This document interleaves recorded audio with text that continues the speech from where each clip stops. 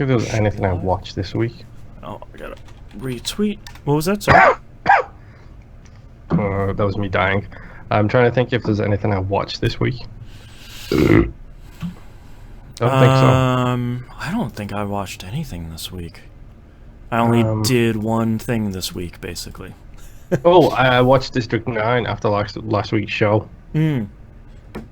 Because someone was like, oh, what's the best sci-fi movie of the past, 10, 15 years or something like that? It's like, okay, so that takes out Aliens, Terminators, takes out most of the heavy hitters of the sci-fi world.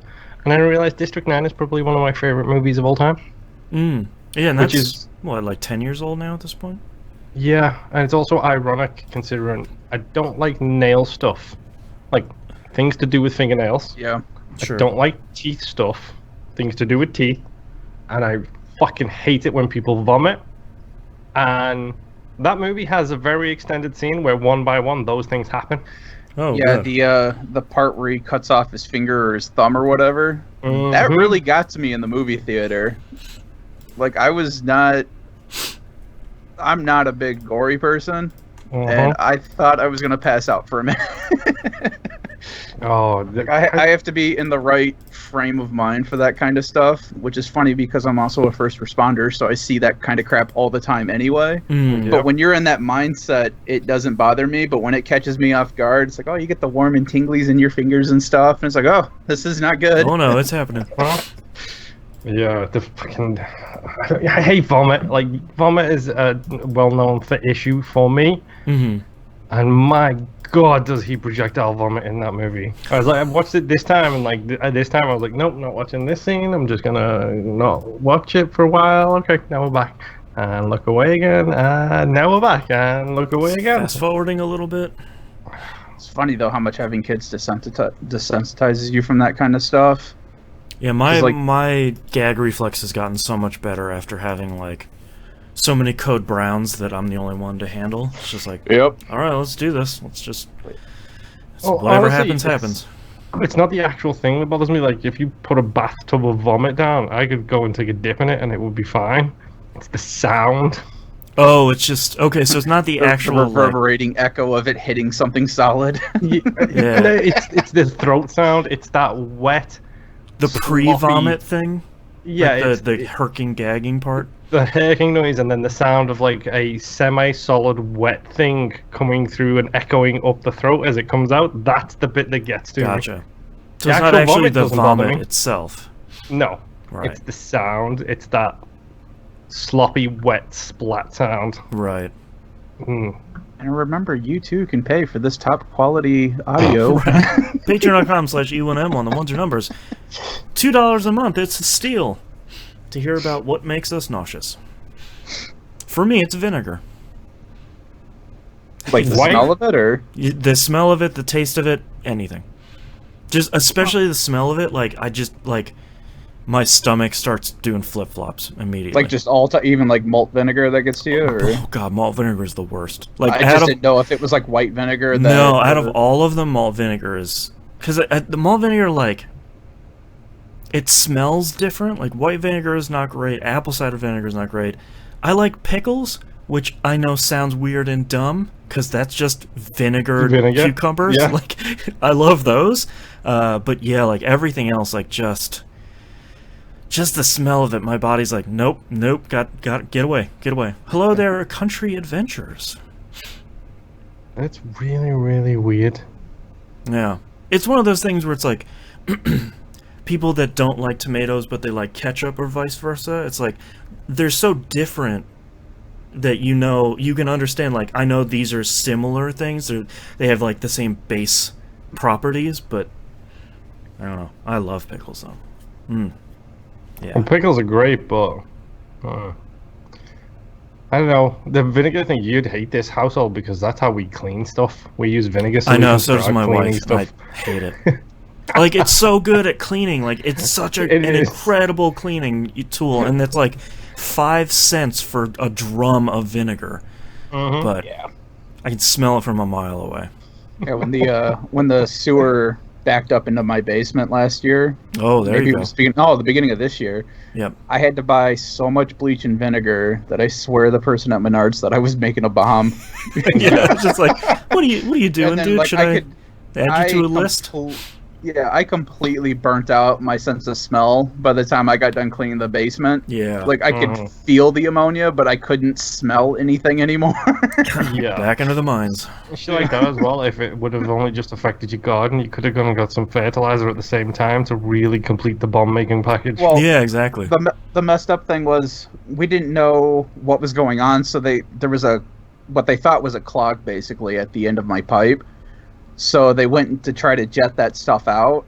Well, you have all that water coming back in because you're adding water to jet it out. So my backyard did smell like shit because that's where they dumped everything. Great. Yeah, it wasn't a great time. Good times. Well, welcome to anyone whose first stream this is. This is the pre-show.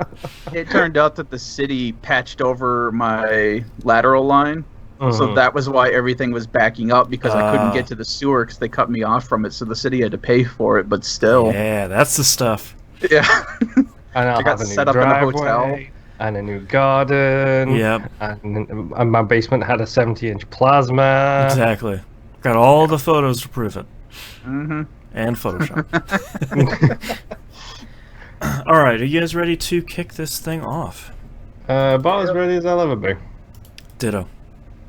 All right. That sounded like someone dropped a drum in a stage hall, like in a hall for like a theater. There, like boom. Because I tapped it. I keep forgetting that I have it closer to me now instead of away. So every time I turn around, I keep tapping it. My wife sent me a message because she could hear me. That hotel sucked. It was memorable, at the very least. Yeah. All right, let's get started in 3, 2, 1. Welcome back to another episode of That Video Game Podcast. I'm your host, Boston. Joining me as always is Moonpeer. Hello. And the Nymph. Hello. Patreon.com/E1M when the ones are numbers. Had a hell of a conversation on Outcast this week, so if you want to know what we've been watching and what makes us throw up, and see if they're related, Patreon.com/E1M1. A better advertisement you could not find. I can't sell that one any better than that. With that out of the way, Moonpeer, what have you been playing this past week? I suspect that 3 of your games are all 3 of the games on my list. Ooh, interesting. Hold on, let me figure out what the... No, I don't have a game that I know you have. I haven't touched that game yet. Aha, okay. So I will have something to talk about. Weirdly enough, you have an Xbox exclusive that I haven't played. What crazy world do we live in these days? A bizarro world here. Yes. Okay, so we'll start with Dead by Daylight. Naturally. It was more like Xbox was Dead by Friday, though, because... Yeah. Oh boy, was Xbox having issues like Friday night into Saturday morning. That was when it was... Service was intermittent. Yes, which roughly worked out as I managed to get signed in, and I refused to turn my console off even when I was going to do other things. Smart. Because I had to sit there and watch my wife go through the rigmarole of trying to sign in. It's for like hours. It's like WoW when the queues are bad. Just fire up that macro that moves your character around a little bit and go get some dinner, and you don't want to hit the queues again. Exactly. So I did play a little bit of it. Mostly I played solo just because I had a bunch of dailies that I wanted to get done, which I did. Nice. And now I'm literally at the point where I'm like, what do I spend blood points on? Like, I've got all of this red stuff, and I don't know what to do anymore. Right. It's really weird. But yes, Dead by Daylight. I played it a little bit. I did my dailies. No big deal. Okay. Honestly, I don't know what order to go in here because I've got a couple of crossover ones, which I think we're gonna hold. I'm gonna hold till the end. Yeah, you don't want to start with the crossover event. No, we don't want. We don't want a 40-hour discussion about why Spider-Man is terrible. Right. Apex Legends. They very quickly after their last event, they have a new event. Void something. Yes, I can't remember the name of it. It might be Void Runner. I'm not sure. Void Walker, Void Crawler. I'm not sure. Yeah. we'll just call them. And my mind went blank. My wife is in chat, so she can fill this in for me if you guys can't get it. The teleporting mutant from X-Men, please. Oh my god! As soon as you said it, it just like it bamfed out of my brain. It was literally in my head, and then the second I went to say it, it vanished. Nightcrawler. Nightcrawler. Oh, Thank you. Okay. Now I feel better. Yes, it might as well be the Nightcrawler event, but yeah, my wife points out in chat, it is the Void Walker event. Okay.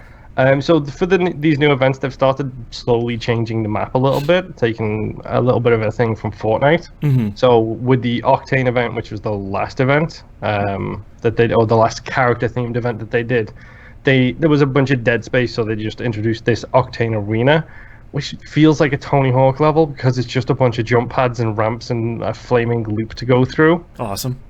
So, like, that's a cool area, and it's always chaos because it's got high-tier loot. So everybody goes there, and it's always absolutely bonkers. With this new Void Walker event, there is the character Wraith in the game can create portals. So she basically can create a portal, then you've got like 60 seconds to run as far as you can or whatever. Close the portal, and then anybody can run through the portal and then get basically fast travel zipped to the other end of the portal. Exactly how I thought that item would work in Risk of Rain 2, and it did not. So what happens instead is now they have this giant portal in the sky that's leading to this underground bunker kind of thing. Oh. And it's just it's the most chaos-filled area ever, because usually if people go in the portal, they're directly above it on the flight path. They go in it, and then next thing you know, you've got 25 people come out of this portal at the exact same time, and just specials going off, smoke's getting dropped, caustics getting thrown everywhere. Like it's That's awesome. Absolute anarchy. I mean, it's fun, but it's absolute anarchy. Sounds like a party. Yes. Yeah. With this comes a new game mode. They had solos previously. Now they have armed and dangerous. Okay. Do you have a shark gun? You don't have a shotgun. It's all shotguns, all snipers. Oh, okay. So the old Halo shoddy snipers. There is no SMGs, no LMGs, no assault rifles, no pistols, no nothing. It's all shotguns and sniper rifles. Okay. The loot has been toned down, so it's almost impossible to find a body shield. Oh, interesting. Okay. So everyone is super vulnerable straight from the get-go. Like, even endgame, if you find a body shield, you are lucky. When you get to like the last 3 squads and you have a shield, you're like, yeah, I've got one up on everybody else right now. Right. But it's fun because it's kind of hard to get kills with shotguns in that game if you're bad with them. Hands up if you are, that's me. Yeah, that's my hands going up too. I'm bad with every shotgun forever. Yeah, me too. I think the only one I'm not bad with is the Doom one, and that's because it's the super shotgun, and it's hard to be bad. Yeah, you just push it into a demon's face and pull, like, and they just go. Psst. It's hard to be bad with that shotgun. I mean, come on. You don't even need to get that close. You just literally aim in the general direction, and things just jib all over the place. It's so good. But no, the Armed and Dangerous event's actually pretty good. Kind of fun to be like running around and just doing stupid stuff all the time. So played a fair bit of that. It's got a new event. It's got new rewards, new specials, new unlocks, new all kinds of stuff. And they're talking now about some of the new cosmetics they're going to be introducing soon. When you select your character on it, everybody has the same character animation and then say whatever random line they're going to say. So in the character selection screen? Yeah. Okay. Apparently some of the new cosmetics that they're working on are going to have custom animations for that character select screen. So if you have a specific cosmetic on, you can have that specific animation, which is cool. It's more content that they can sell that I don't have to buy that doesn't affect the way the gameplay works. Exactly. And some, 2% of whales will help fund that game. Exactly. Yeah.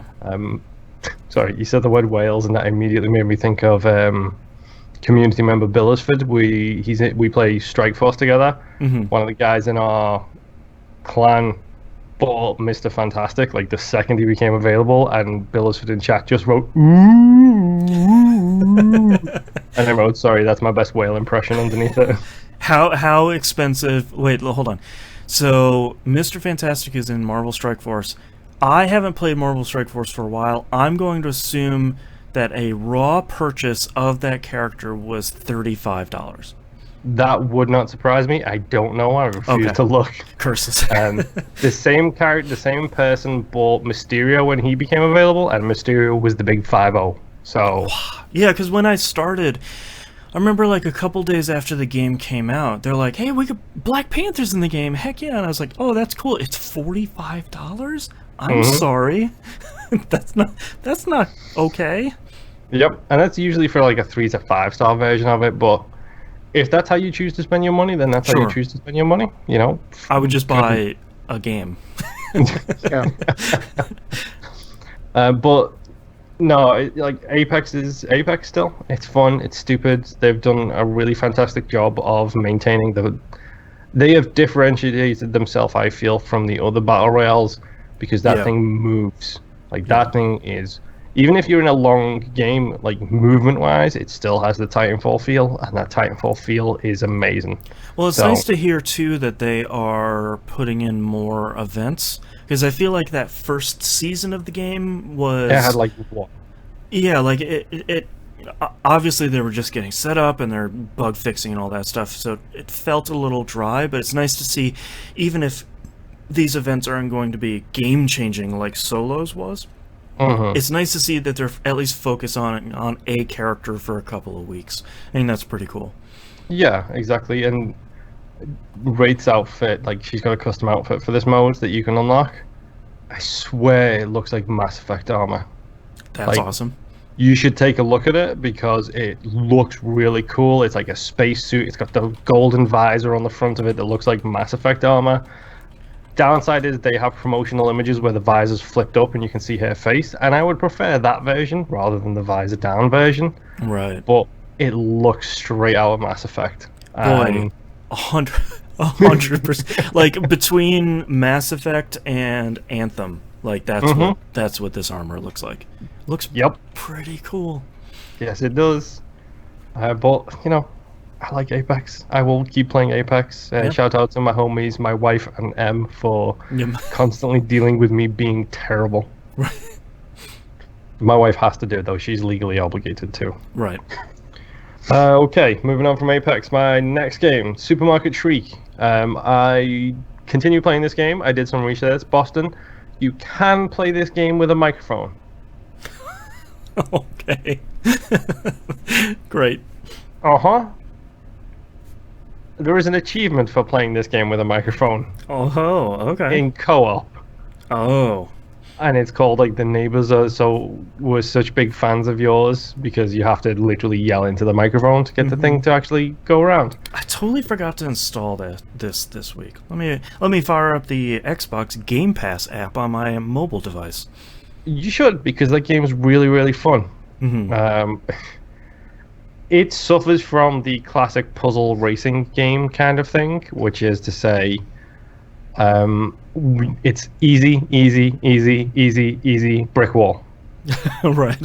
Like, it goes that severe. Like, towards the end, it's just like, I have to nail this perfectly in order to actually get through this section. Like, when you're literally on a trolley and getting boiled alive by these giant cooking hobs that you're riding over, it's a little bit insane. Yeah. Also, I like that their company's name is Billy Goat Entertainment Limited. That's and I did not know, but they also made Her Majesty's Spiffing, which is ironic because that is on the Game Club voting list for this month. That's right. Which makes me laugh. So, yeah, I like this game a lot. It gets real hard at the end. So when you get to that point, if you're not going to push through and go for the full gamer score, that's fine. Don't just give up and go play something else. Yeah. I mentioned the previous secret I found, which was the Sonic the Hedgehog reference. I don't have 2, so I found 3 secrets. I'm missing 2. The next secret I found, and I'm sorry, Boston, I have to spoil these. The next secret I found was Micro Machines, which Great. I think I talked about this when I first started playing. It feels like that Micro Machine perspective, where in the old Micro Machine games, you get to the edges of the screen, you knock the people out by making them go off the back end of the screen, and then you get points for being the only car left alive. Right. On this track that's, I don't know, a kitchen table, and you're driving around like, you know, big knives and stuff like that. A very Katamari-like. Yes. They do that exact thing in this, where you're driving the shopping trolley around a pool table. Great. Up the pockets, around the edge, through under some cards. That's really good. And you're racing against Micro Machines, and you knock them out, and you get the star, and then you get another star, and then you get another star. Perfect. You get different unlocks for doing this, and I think for that one you got a helmet, and that helmet is called McRae, which, thank you for being that referential that you put a rally helmet in and then called it the McRae helmet, who, for those of you who don't know, Colin McRae, famous Scottish rally driver, like one of the greatest of all time. And then I found probably my favorite secret ever. Okay. Because I went into Super Hot. Like, the actual game Super Hot in Supermarket Shriek. Wow. Where you go through the portal, you come out, the level is all white, the obstacles are red, and it pops up in the screen in big white writing, one word at a time. Time moves when you shriek. And then it does exactly what it says on the tin, which is when you shriek, time moves. That's and really you can't good. touch any of the red objects because you fail. And if you touch the red objects, it pops up and it goes super not. And then puts you back at the start of the level. That time moves when you shriek is too good. Yes, it is. I jumped into that level because I was just randomly looking for secrets or something to do. And I jumped in, and when I saw that, I literally burst out laughing to the point where my wife looked at my screen trying to figure out what was going on. Right. When you finish the level, it replays the level of you doing it at normal speed. Perfect. It's like, thank you, gentlemen, for probably one of my favorite secrets I've ever discovered in a video game ever. Like this, I thought the Sonic one was good, like the little half pipe. I thought that was a quality thing. Yeah. The Micro Machines was okay, but the Super Hot one is... It's chef's kiss all around. Supermarket Shriek has finished installing on your Xbox. Nice. Thank you, That worked out Microsoft's pretty Xbox nicely. Game Pass app. Yes. I do have to talk about achievements for this game, though. Okay.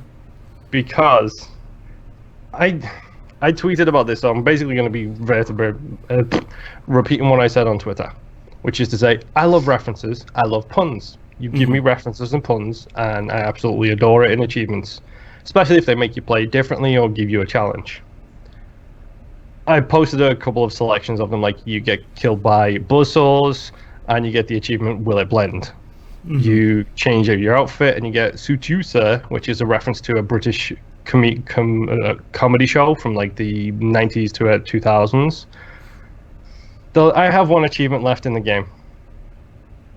And this, I'm just going to say the achievement and see if you guys get it. I'm going to tell you what the achievement's called, and I'm going to tell you how you unlock it. The achievement is called The Most Important Day of Your Life. Okay. Okay, and you unlock this achievement by playing Supermarket Shriek on a Tuesday. Okay. Okay. Now, I literally posted this on, I mentioned on Twitter, it might be the deepest of deep cuts, completely unrelated to a game ever, because this is a reference to Raul Julia's speech in the Street Fighter movie. Wow. When he's talking to Chun-Li about how he devastated her village, and he responds with, I don't remember it. For you, the day Bison blessed your village with his presence was the most important day of your life. For me, it was a Tuesday. It's so specific. Literally so specific, and I wasn't sure if I was right, and I tweeted about this, and I actually added the developer. I was like, if this is a really deep cut, I don't know how many people are going to get it. Bravo, developer name, bravo.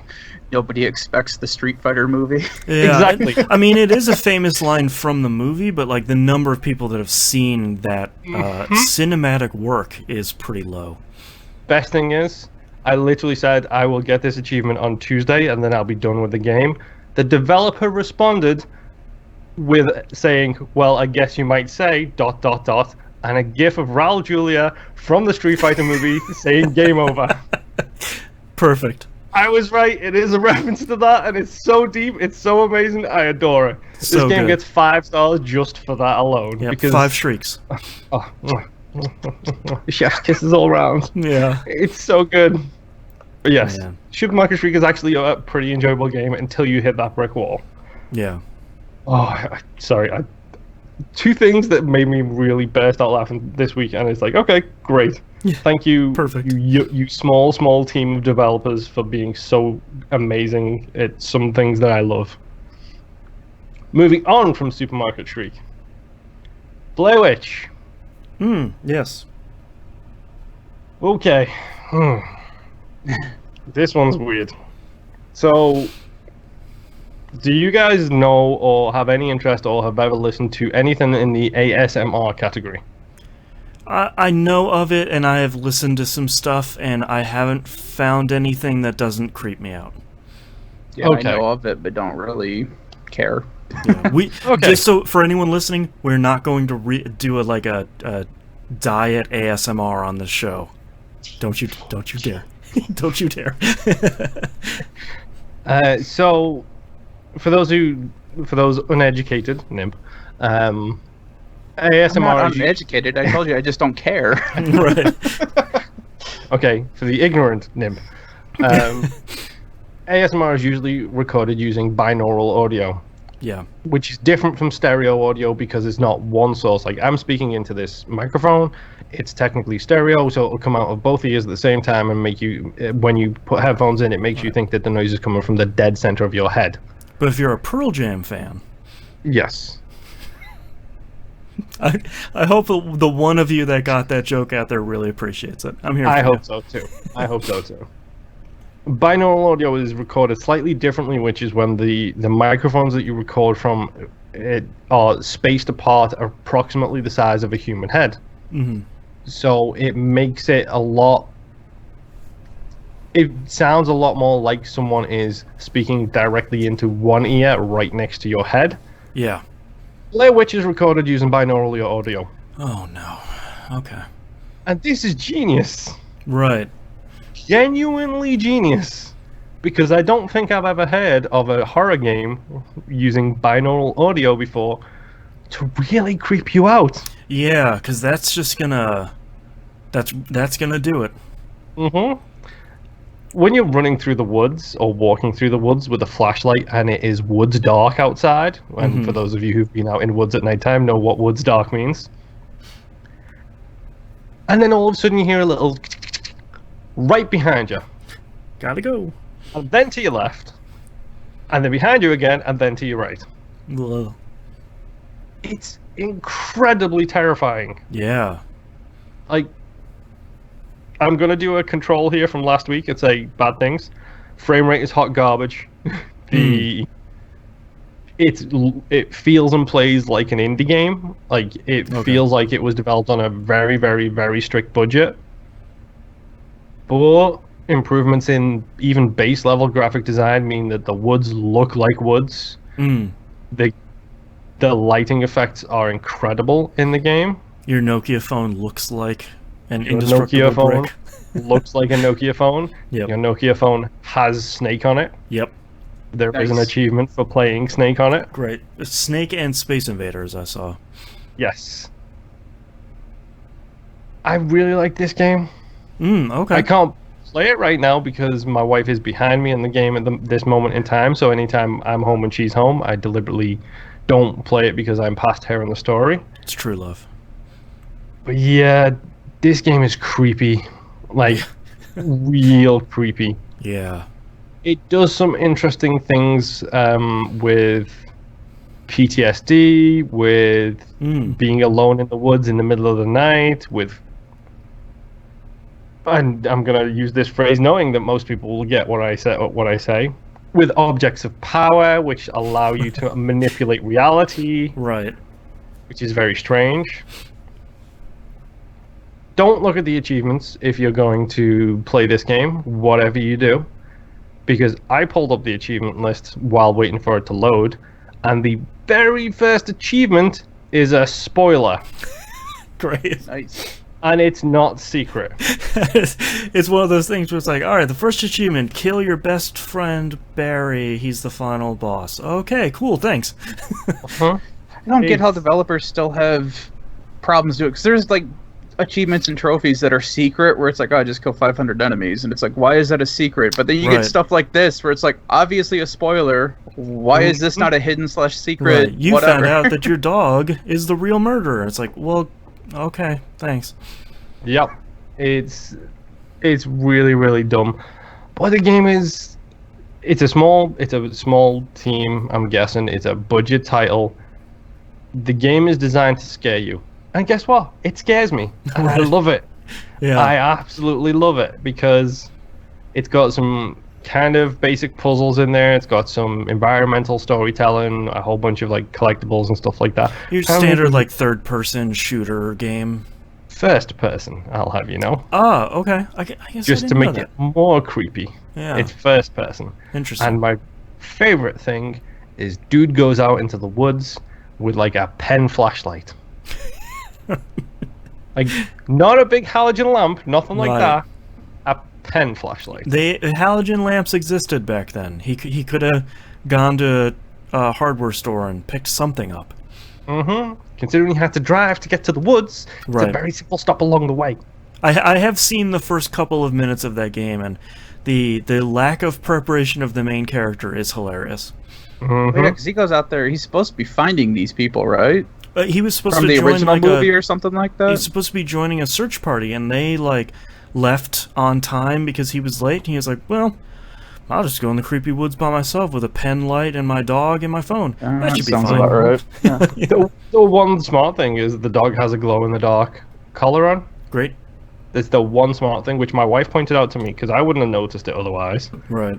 But yeah, the dog has a glow-in-the-dark collar. Nice. Literally the only smart thing going on here. Some level of preparation, maybe accidentally. And dude goes into the woods with a history of mental illness. He has PTSD. That's right there. Like, Right, don't go in the dark, spooky woods, man. mm-hmm. His dog is an emotional support dog. Oh, okay. Maybe don't go in the woods with your emotional support dog. Yeah. Maybe let the search team do their thing. Mm-hmm. I have found out there are some alternate endings to this game. Oh, okay. There is alternate playstyles, which I wasn't expecting. Interesting. And I'm possibly going to be looking forward to going back and doing that because I think there is 16 chapters in the game. I think in one sitting I made it to chapter 9 or 10. Oh, okay. So it's not It's not a not a huge 40-hour game. thing. No, it's not going to be some massive. I apologize for the pun here. It's not going to be a slog through the forest to Right. get to play this game from the beginning again. Right. I like it. It's on Game Pass. Go download it and try it. Yeah. Boston, please. Put the Boston. headphones on. Boston, please. I know you won't, but please, Boston, please. No. Please? I won't. Pretty please? I love the idea of it, but I'm a chicken. Bok, bok, bok. I like it. And the Nokia just is a great touch as well because Yeah. it's literally a Nokia phone. It's like Yeah. cool. The Whatever. blue one, like, you know exactly the one. Yes. He's got the rubber case on it. Don't think he's got the rubber case on it, No. but it definitely has all of the tones and everything Everything like else that. for it. Yeah. Yes. But Blair Witch is fun. I don't really want to talk about the quote-unquote story because it's a Blair Witch game. So go experience that for yourself. I will say one minor spoiler thing. There are monsters in the game. Okay. They are creepy, they move weird, and they scare the bejesus out of me. Okay. And they the- look like trees. Oh, Does- fun. Does the story still kind of go with the general horror trope of stupid people making stupid decisions? I think in this case it's more a case of dudes trying to do something to help, and it's not so much he makes stupid decisions, it's more like the stupid decisions happen to him. Like, he picks up a camcorder that can mess with reality, because why not? Whoops. And then things start happening from there. It's the classic example of, well, that escalated quickly. Right. Sweet. Yep. It's a pretty good game. The dog AI probably needs some work. Because sometimes he's just rolling around half in the ground. You know, which dog is a little things. bit weird. Yeah. Hashtag just dog things. Yeah. But I'm enjoying what I've played of it so far. And it's done a really good job of being very tense with minimal ways to die so far. Oh, Like, okay. It's doing a really good job of, like, say what you want about the Slenderman game. But that thing was terrifying because you literally didn't know which way it was coming from, and it was just tension building. Yeah. That's all it was. It's all about ratcheting the tension up step by step. It's one of the reasons why battle royale games are so big right now, because the further you get in that game, in that match that you're in, the tension just keeps getting ratcheted higher and higher and higher. The lower the number of survivors goes. But yeah, I like Blair Witch. The music's okay. The game looks okay. The voice acting is pretty okay. But that binaural audio and the lighting, they are genuinely game changers for making this game a lot creepier than it actually is. Right. And all this whole past couple of weeks, I've just been thinking, oh, ray tracing's going to be probably in the next consoles. Oh boy, do I want a remake of Alan Wake so bad. Yeah, with ray tracing, like, man, yeah. I'm just thinking about lighting in the woods, and it's just like, you know what, did that really well. Alan Wake did that really well. Yeah. We could do with another Alan Wake at some point soon. I'd like to see Alan Wake modernize a little bit, because I think Alan Wake is a really great game that would play a lot. Up. Well, I think it would play a lot better if it was a little bit more modern. It's like a lot of games from that era where it's sort of like, you know, like the leap from Mass Effect 1 to Mass Effect 2. And it's like, oh, okay, cool. And like now we've moved to a shooter. Like, all right, we've the standards are here. Like we're finally getting it. Yeah.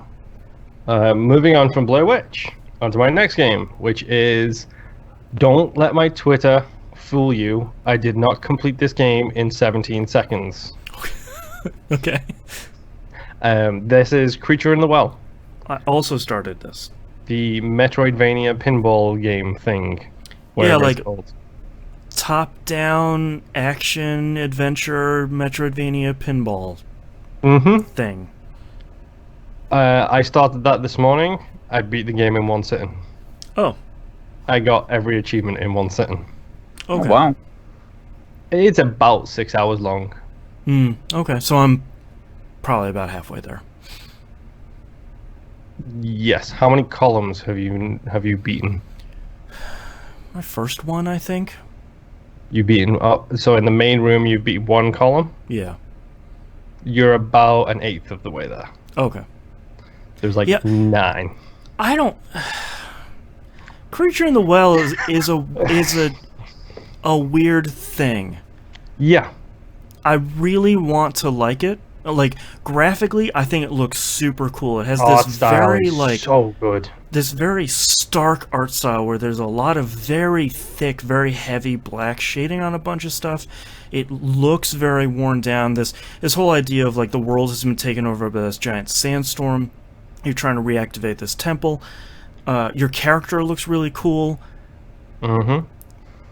Before, like, the first 15 minutes plays really, really well. And then you get the charge move.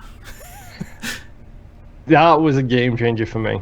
Because yeah, a lot of people, and I think even the devs have said that this is kind of like a pinball game. And it kind of is. But for me, this is a physics-based puzzler. It is, yeah, 100%. because you have to have played pinball to be able to use pinball logic to fix these puzzles. Yeah, to like bounce a ball, hit this thing, and like hit all these points on this line to ricochet to hit all these points on this other line to open something up. Like it's very much not Yoku's Island Express. Yes, there is no pinball table. It's more pinball physics. Yeah, and like each room you can sort of visualize as having a pinball table's elements, but it's not.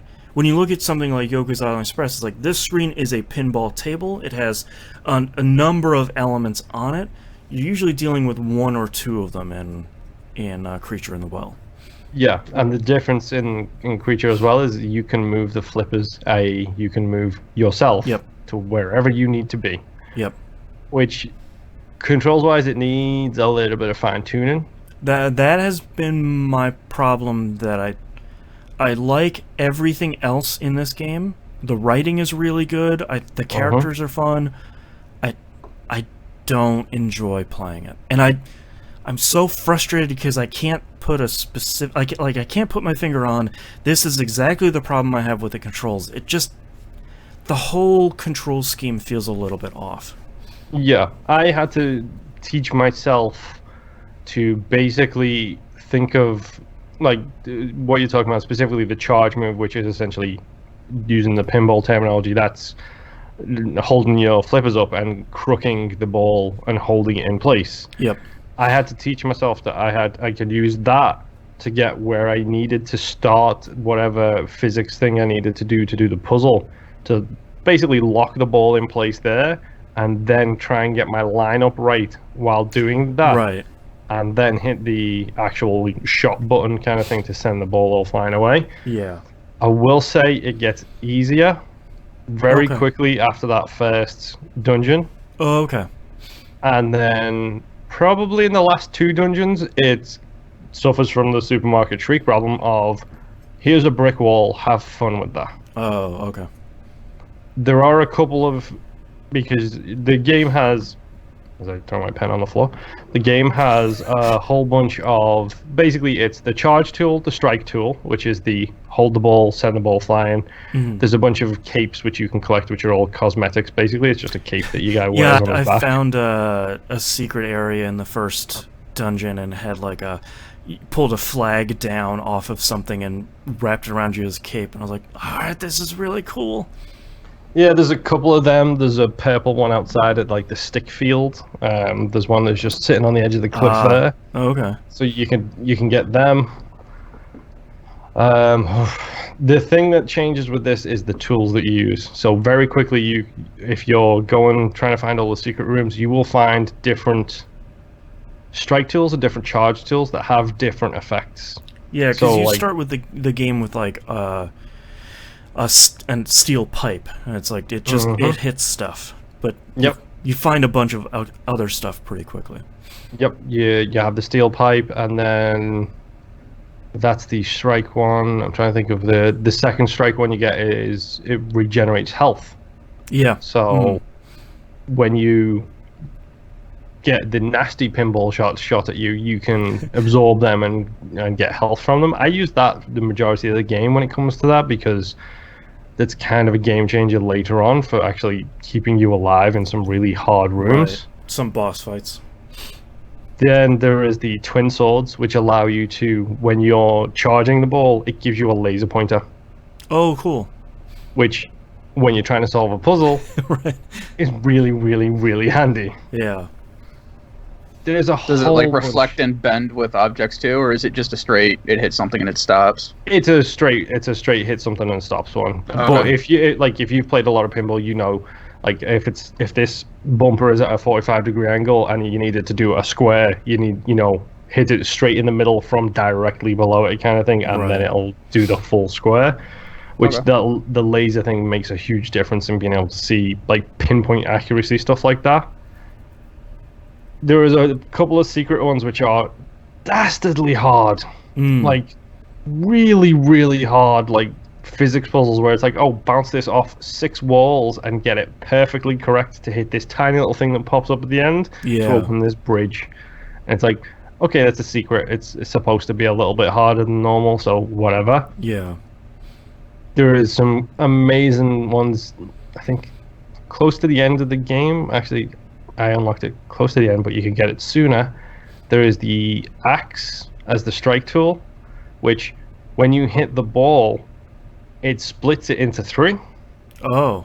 And the maximum balls, like if you're doing the charge tool, you can hold 3 balls at once. Like you can just hold the 3 balls right in front of you. Mm-hmm. And then if you hit your axe at that thing, it splits all 3 into 3. Ah.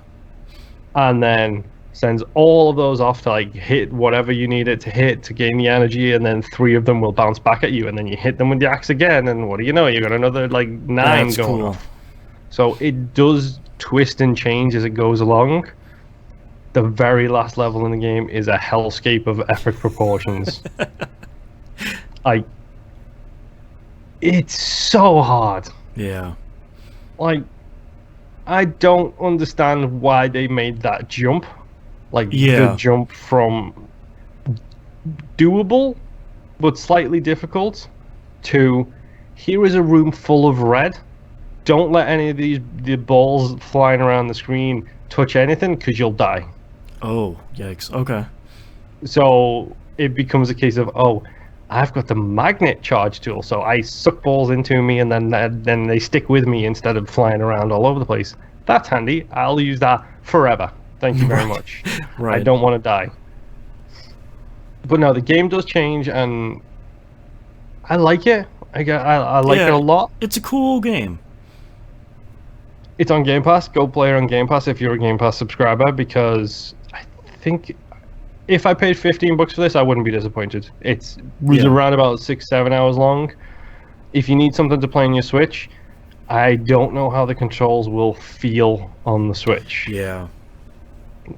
To me, it's like when we first discovered Yoku's Island Express. It's like, all right, I have not played a game like this before. At the very least, it looks cool, and it's a novel idea. Like, you're making this cool pinball-based action adventure game, and I can't say like, oh, another one of those. Ugh. It's it's a unique idea. It's an original idea. And it's executed pretty well from what seems based on the credits. Like 10 guys made this thing. Nice.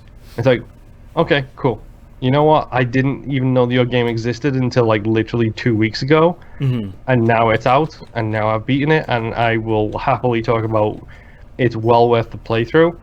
Do you know if it's on PC Game Pass? That I don't know. Okay, because I'm running this on a vanilla Xbox One. Performance is not great. Whoa! I was just thinking the physics of the balls and stuff like that. Like graphically, it shouldn't be too hard. But that stuff is fine. It's moving from one room to another. The frame rate dips pretty badly. Oh, jeez, that's bad. It's weird. I mean, it's certainly not unplayable because the frame rate when you're doing the puzzles is totally fine. It's just like when the camera spins to show you from point A to B. That's when it starts getting weird. Yeah, I am doing a quick search on my Xbox Beta app. It's included with Xbox Game Pass for PC. Great. So, knock yourself out, Boston. Yeah, I might have to fire that up and see how it runs there. Yeah, I like it. It's cool. I think it was enjoyable. It's a good, unique idea. And you know what? Yeah, I beat it in 6 hours. That's fine. Yeah. I'm absolutely fine with that. Well worth the $15 if I would have spent it, as far as I'm concerned. It's a great rainy day game. Exactly. Start something new, bang it out. Yeah, which is what I did this morning. I was like, I feel like playing something different because I feel like I'm playing a lot of heavy stuff right now. Right. He says, as he just talked about, a game with a goat and a man in a trolley screaming around the supermarket. In a binaural horror game. Yes. But yeah, give it a shot. Creature in the Well. See how you feel. Let us know. Like, actually, I would like to know who else has played this. Who, write in, tell us what you think. Yeah. Because I'd like to actually hear what other people think of this, because it's not, like we said, Yoku's Island Express. It's not something I'd ever seen before. Yeah. So, good on them for it. My final game this week, which is my second of the 2 crossover games, Control. Now, Yes. I know that somebody in the room started and finished the game this week. And platinumed. So Oh, wow. went deep, yes. Yes. To be fair, platinum it only took me 15, 17 hours. I mean, it's by the time you finish that game, you're like, oh, I did like 75% of the stuff in this game already. Yep, or in my case, 95% of the stuff already. And that's my fault. I had not done as many... The alerts. No, not the alerts. I'd done a couple of those. The board countermeasures? That's what they're called. Yes. Yeah. Because you have to do like 25 of those. I'd done probably 15. Yeah, I think I had like 2 left by the end of the game. But yes, I have also beaten the game. Okay. I have also beaten the absolutely nightmarish last boss. The optional last boss, I should say. Was that the one you and I were texting about? Yes, that is the one we were texting about. I cannot wait. I almost said his name then, and then I didn't want to say it because it's a huge total spoiler. spoiler. I cannot wait until we do our spoiler cast because the way that I beat that boss is... it was quality. It's quality. Creative, to say the least. Completely not the way I beat it either. Yeah. Because you probably did it the smart way. I did it the cheap way. Yeah, Sure, whatever. tried to do it the cheap way, and the game smacked me down. So, I won't do any story spoilers here for Control. We'll probably talk about some mechanics here. So if you're trying to go in completely blind, we're not gonna talk about too much. We will talk about set pieces by name, but we won't talk about what those set pieces are, what those set pieces contain. The great part about Control is you can just say a combination of words and it means something important in Control, but it's sort of gibberish. Yes, exactly. Like, you can say, like, I think I mentioned it last week, I specifically called out the clock fight.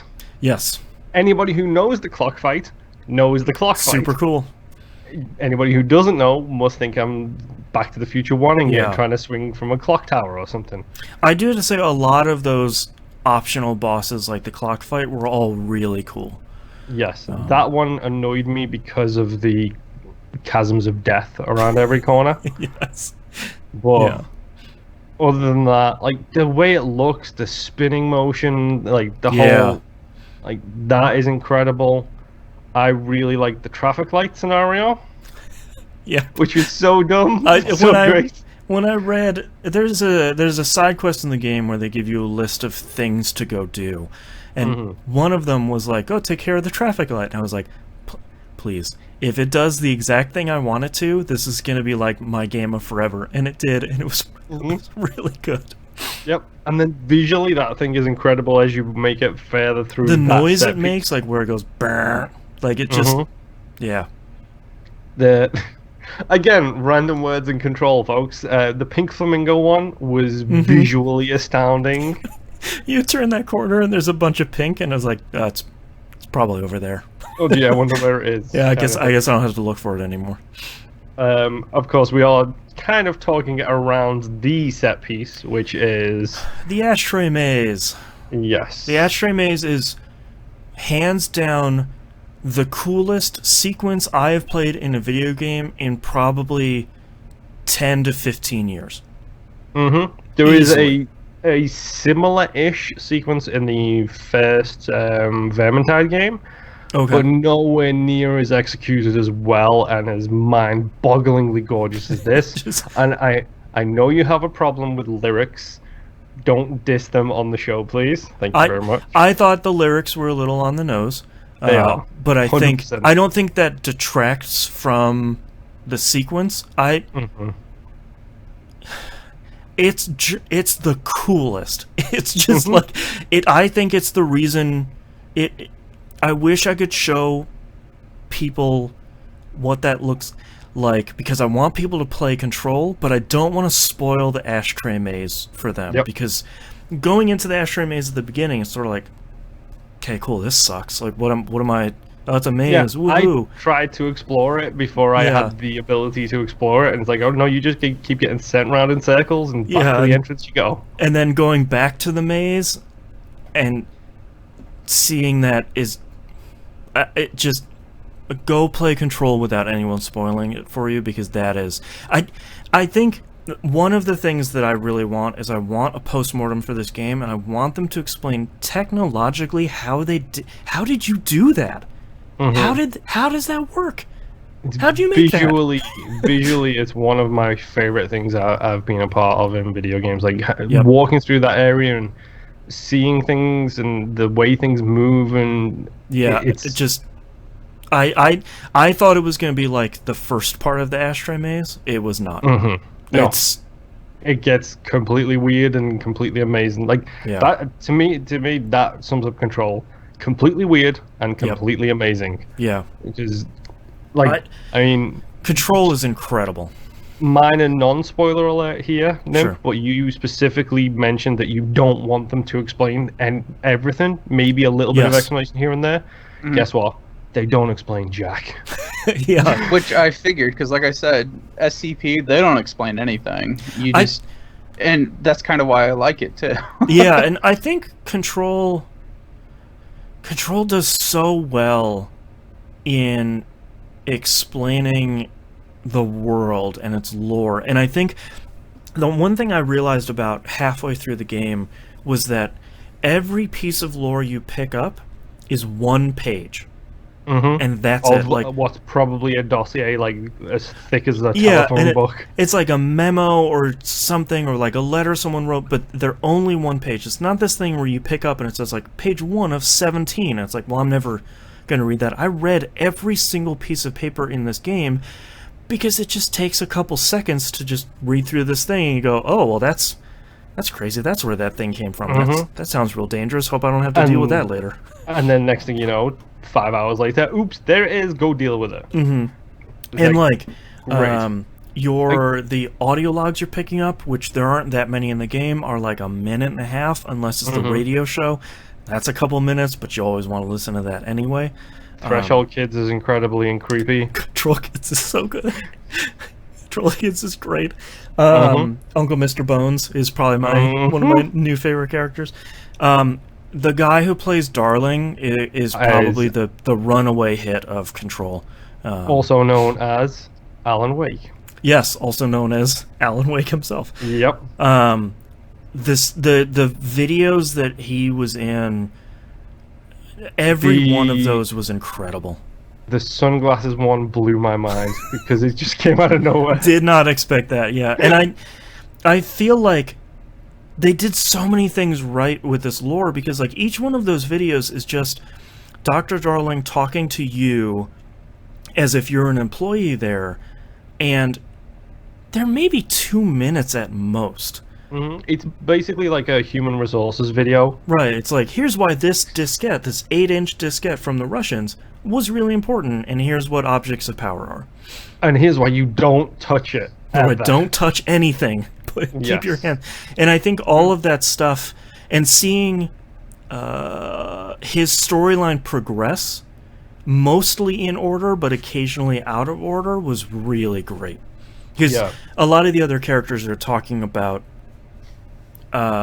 where his story ends up, and then pretty early on, and then you're filling in the pieces as you're sort of going along. Yes. It's a minor thing, so I'm just going to talk about it. In his videos, my favorite thing is the in-universe lore and story between his 2 lab assistants. Yes. Just like, when you find out what's going on. You get it visually, and you get it, like, you can see it visually, the thing that's going on between those two, and then when you get the notes and the paperwork corresponding with it, it's just like, you know what?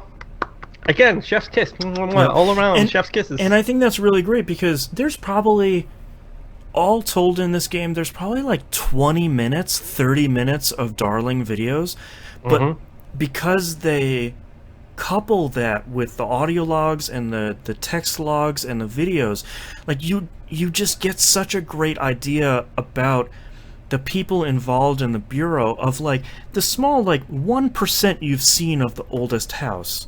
But you're already getting such a rich amount of stuff. Like you run into a whole bunch of people in the game, most of whom I didn't like, except for Arish and Emily. Emily is probably one of my favorites. Yeah, Arish was Emily's quality too. I need to redacted. I can't say any of what I was just about to say because it's huge spoilers. I didn't like Langston. I didn't like the lady Marshall, I think her name was. I didn't like Marshall is her Underhill. name. I didn't like. I thought Underhill was. I didn't like her as a character. I thought that she was portrayed really well. Like the ultimate of I am a giant nerd. This is my field of expertise. Get the hell out of my way.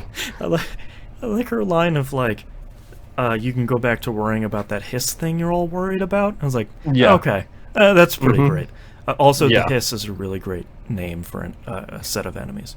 Especially a set of enemies that seem to communicate through white noise.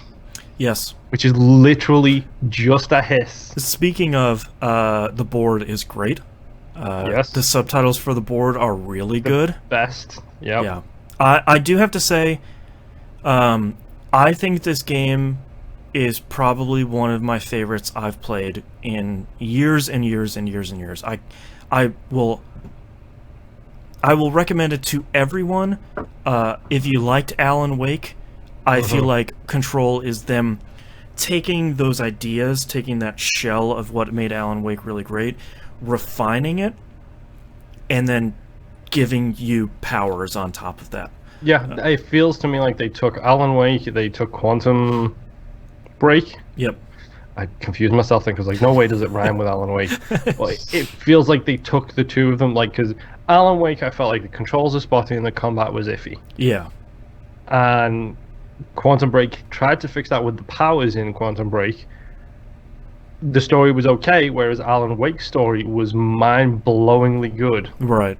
And it feels like they blended the two of them. And I mean, everything from what I understand, play this thing on PC. If you've got a monster PC that can pull the ray tracing stuff, play it on PC. Yeah, I wish there was a demo out there that I could try, because I thought it looked really great on PS4 Pro. There's no HDR, which is a bummer, and no, they're not putting that in there, which is fine. I think they decided to focus on ray tracing. I think that's what they said they're going to patch in photo mode instead of patching in HDR. It's like, okay, that's fine. Most people will probably use photo mode more than HDR. But man, does it. Also, I have to say, from a performance perspective, I'm running on a PS4 Pro. I didn't understand what you were talking about with the performance issues you were seeing at the start of the game. And then I got to the second area, and it's like, the map's not loading, the pause button frame issues. Like, I started running into all those issues then. I was like, oh, okay. The only negative I have to say about this game is for the high that the ashtray maze was, the fight that followed it was terrible. Which fight are we talking about? The satellite dishes. Okay. I was okay with that one. I had so much trouble with that stuff, and I think the game, in a really interesting way, respects the rule of threes a lot. Wink. It didn't respect the rule of threes in this fight. So, like, you do your first couple of them, and then the game's like, okay, cool, that was fun. Maybe we'll do some more, though. Yeah. I do love the fact that they even call out that as a reference, the rule of threes. It's so good. And I think the only thing I want to caution is if you go into the game and you're playing it... Hold on, I just had to ban someone. Mixcreants, calm down, please. Yeah, calm down, Mixcreants. I'm not in the mood today. I think the ashtray maze is definitely 100% the highest high, and I think that fight is tough, and some of the final fight stuff is tough, but once you get to the ashtray maze, like, you're almost done with the game. So if you're having problems, just kind of keep pushing through it. Because everything in that game is really well worth doing, and especially I would recommend doing all the side missions, finding all the secret areas. There's a really great secret area on the 5th floor of the Panopticon that you should really go see. And Control is incredible. I want to talk so much more about Control, but I don't want to spoil it for anyone because you need to go play it, and you need to go play it as blind as possible. Yeah. It's definitely ideal. Like the way they loop, like I think the thing that they do so well in this game is they loop real world things into the actual lore of the game. Like I'm just gonna say, paperwork involving fans.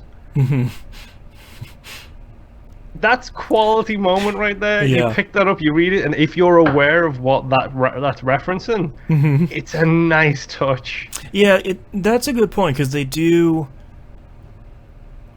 loop in a lot of like famous phenomena that maybe haven't been explained, and a memo's like, oh, here's what caused it, and then here's how we covered it up. Yeah. And this is now an altered item, which is currently in this place. I can't remember who said it. I think it might have been Brad or Jeff over at Giant Bomb. They described it as ritualism as bureaucracy, which yes, is I've heard that so too. perfect. Yep. Like it's a perfect description for the game, for that world, for the lore.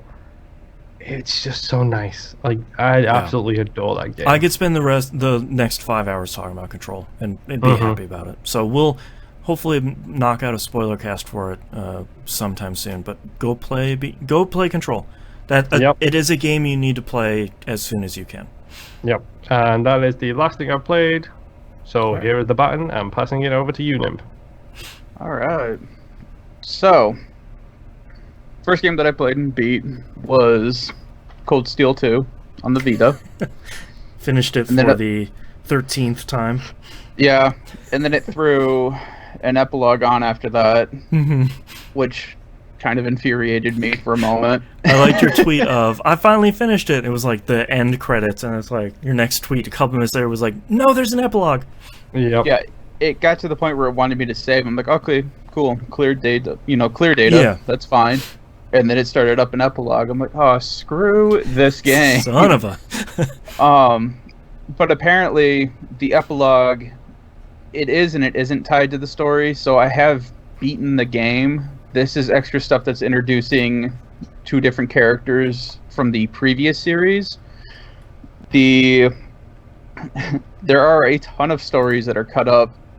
So the Cold Steel series is technically the 7th series in all of this. The Trials in the Sky, or Legends, Heroes Legends, whatever the other one is the 6th story. And there's a 6th or a 7th story that Falcom has not translated and brought over to the West, and it doesn't look like they're going to do that. Okay. But these 2 characters at the end of this game are from the 7th story. Oh, okay. So you're kind of getting introduced to these characters, but in the West, you don't know who these people are or why you should care. Right. So that's why I'm probably not going to play. Right. You can get them because they're part. What is it? The Zero no Kaseki and Aya no Kaseki is what they're called in Japan. You can get them here in the West, but they're all in Japanese. So there's like a ton of people trying to do fan translations for them. Oh, nice. But they're all kind of burnt out at this point. Right. And also, like, JRPGs are famously incredibly hard to fan translate, not only because of their content, but often because of how they're programmed.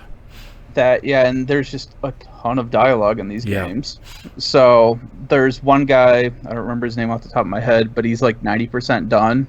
Nice. And he had just posted on his website, I just need to take a break. Yeah, please. So, yeah. So I may play the epilogue later on at some point. They do, from what I've read online, apparently once you've beaten the epilogue, they do tie the story in the epilogue back with the story that you just completed. Oh, okay. So it's because all these games end on a cliffhanger because they continue on. So I could get more story. This game is like really riding the line of not being fun to play. Right. And the euphoria I got just from beating the game was great until it was hammered back down. Yeah. And that's not. And it's not like I hate this game or anything. I had fun with the game. It just suffered from the they try to pack in so much stuff at the end of the game that it's like, I just want to beat it. Right. You've overstayed your welcome. Right. So the next game that I played was Astral Chain. Oh, yeah. I have made it up to File 8. Okay. And your brother is kind of a D-bag at this point. Great. Very early in the game, you have your own police department. Well, you don't have your own, but there is a police department in the game, like a separate section called Neuron. Mm-hmm. And between your character and your brother sister character, whichever one you didn't pick, and 3 other people, there's 5 of these legions, and each officer has a legion. Probably like at the end of File 1, beginning of File 2, everyone else but you loses their legion because story reasons. Sure. So you are the only one left with this ability to fight the chaos and all this stuff. And as the game continues, you slowly start to find these other legions that these other cops used to have. And you actually grab them and control them again. Oh, okay. So I'm at the point now where I've got 4 out of the 5 legions right now. And they all do fairly interesting things, both in combat and out of combat. Like with basically like your archer type, you can shoot stuff in the worlds, you can shoot down ladders and stuff like that to give you access to other areas in the map, other items, that kind of fun stuff. Mm-hmm. The Arm Legion can actually suck you up like a Metroid. Okay. So interesting. You basically get sucked up underneath it, and then he just kind of hovers around. So if there's in-world, like there's always in-world goop on some of these maps where it slows you down or it does damage, you just let him suck you up, and then you just kind of hover over it, and you're good to go. Cool. The Beast Legion, you ride like a horse. Okay. And it's just a giant canine. The only thing that kind of blue one? They're all blue. Okay. I've seen the dog one. Oh, yeah. Okay. Riding the Legion is fun. The problem is the controls for the Legion are kind of wonky, where you have to take wider than expected turns, and it doesn't. I guess it doesn't move or control the same way your character, like you're used to controlling your character. So there have been several times where I've run off the edge of a cliff because it didn't stop, or I was trying to make a turn and didn't make it fast enough, or whatever. Right. So yeah, I'm still really liking the game. But anyway, the reason why the brother is kind of a D-bag now is he gets real angsty because he lost his Legion. Then you find his Legion, which makes him even more angsty. Then he gets hurt, and he's basically hospitalized. And then at the point I'm at now, he all of a sudden has a Legion. But it's not the one that he originally started with. So now he thinks he's all... Yeah, so now he thinks he's all Mr. Powerful and stuff, and he's trying to talk down to you. It's like, nah, man, I am going to cut you down. Right. Does he have an evil laugh? No, I mean, he's not evil, and he's not bad. He's still on your side. He's just a D-bag now. Right. So, oh, man. And I'm trying not to ruin it, because there's not a whole lot of story for him moving. Basically what I said is, what you know through the story. Right. But I'm kind of really not liking his character. Yeah. Which I'm assuming would be the sister character if you chose the brother, whatever. So him I'm not liking. But the rest of the game's still great. Toilet Fairy's still there. Yep. Still blessing toilets. It's a great game. You guys should check it out. Yeah, I think it's on my wish list. I think it's one of... If you haven't bought a Switch, between this game and Breath of the Wild, I think are 2 major reasons for why you should check out a Switch. Nice. Yeah, I'm hoping to get around to it eventually, because all of it sounds like it's in my wheelhouse. It's just... It's video game season again, so there's so much stuff out where it's like, alright, I just finished this game that I really... Oh, here's another one, okay.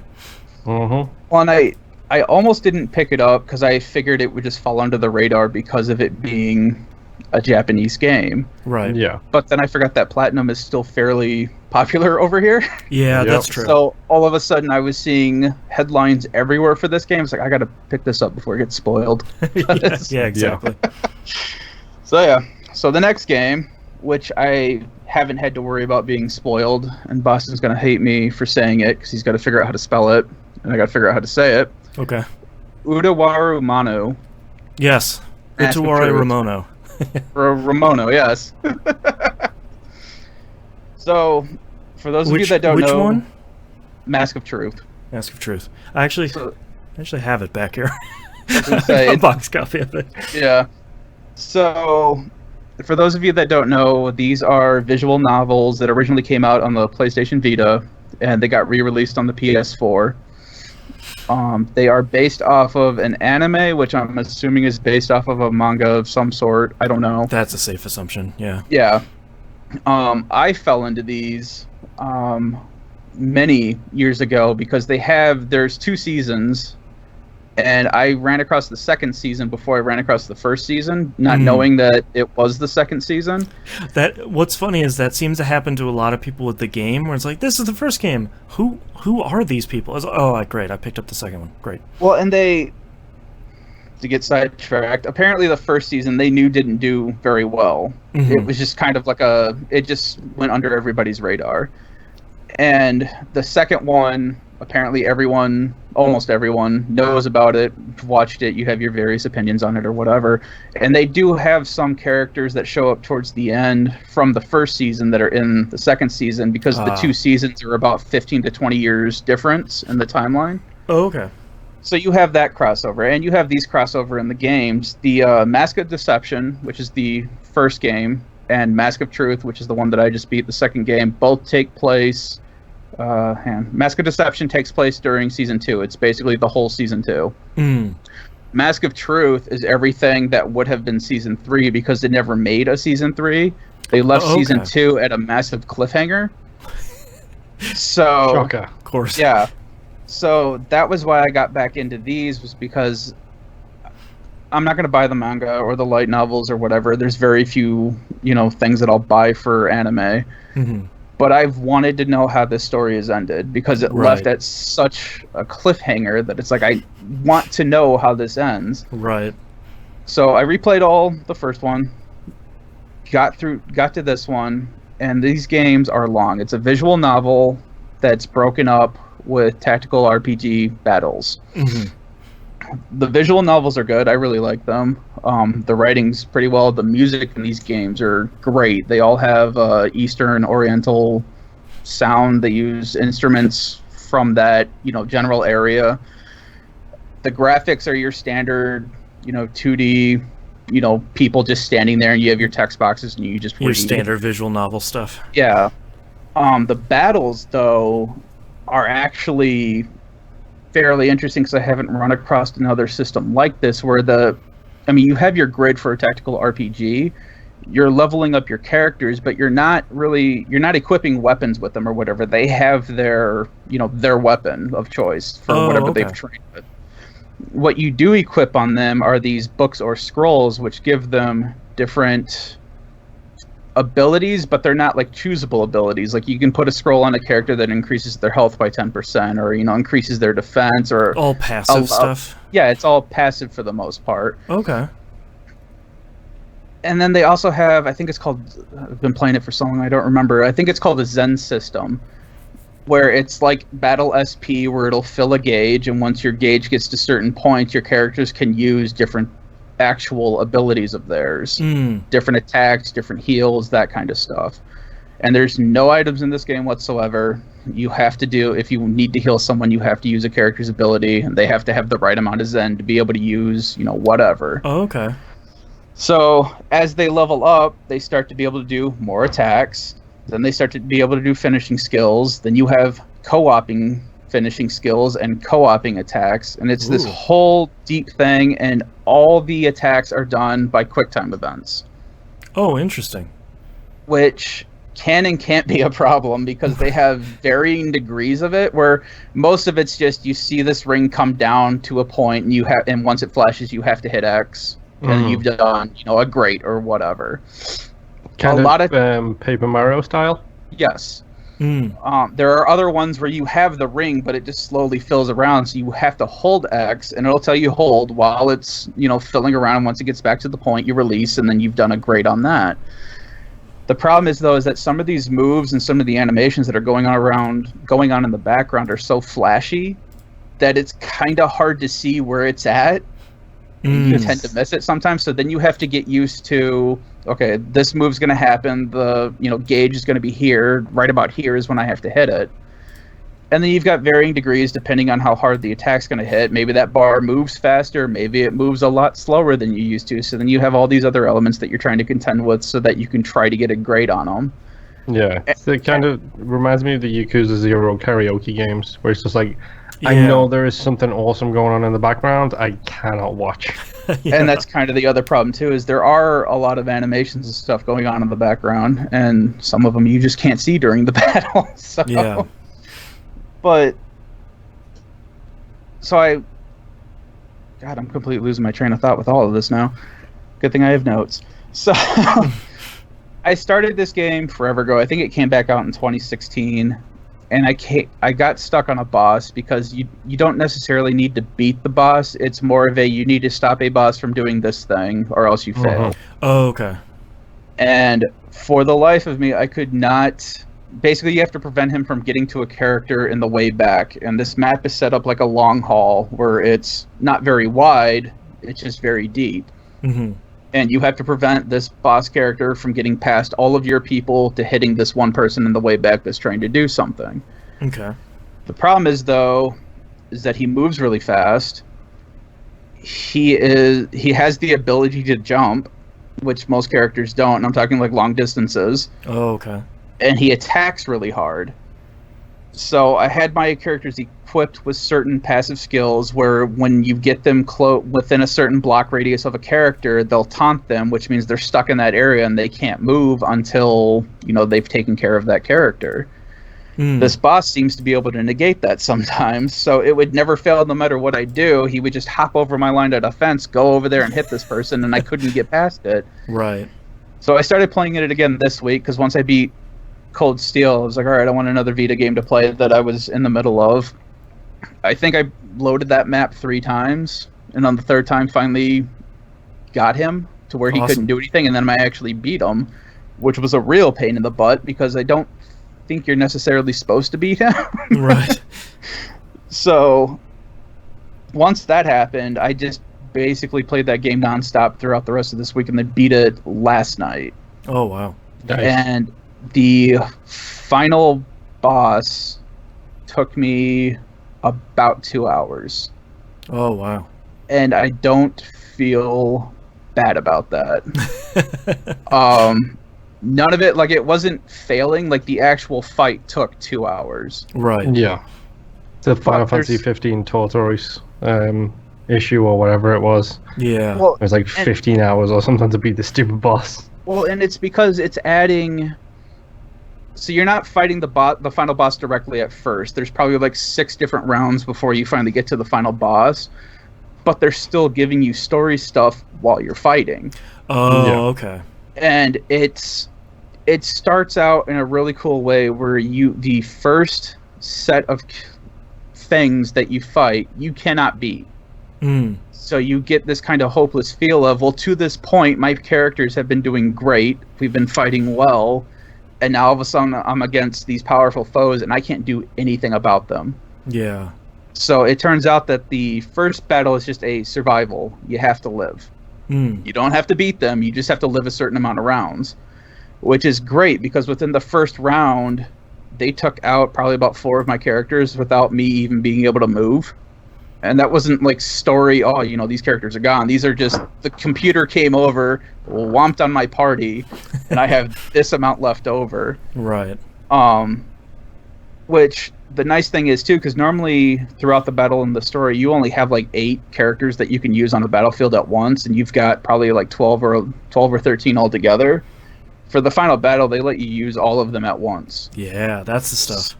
Yeah, so that was nice too, because normally having 4 characters wiped, first round before you can even move, you're screwed. You've done something, you need to go back and train. Yeah. So you get through that, and once you get to the round limit where you're failing, basically, they give you the ability to start winning.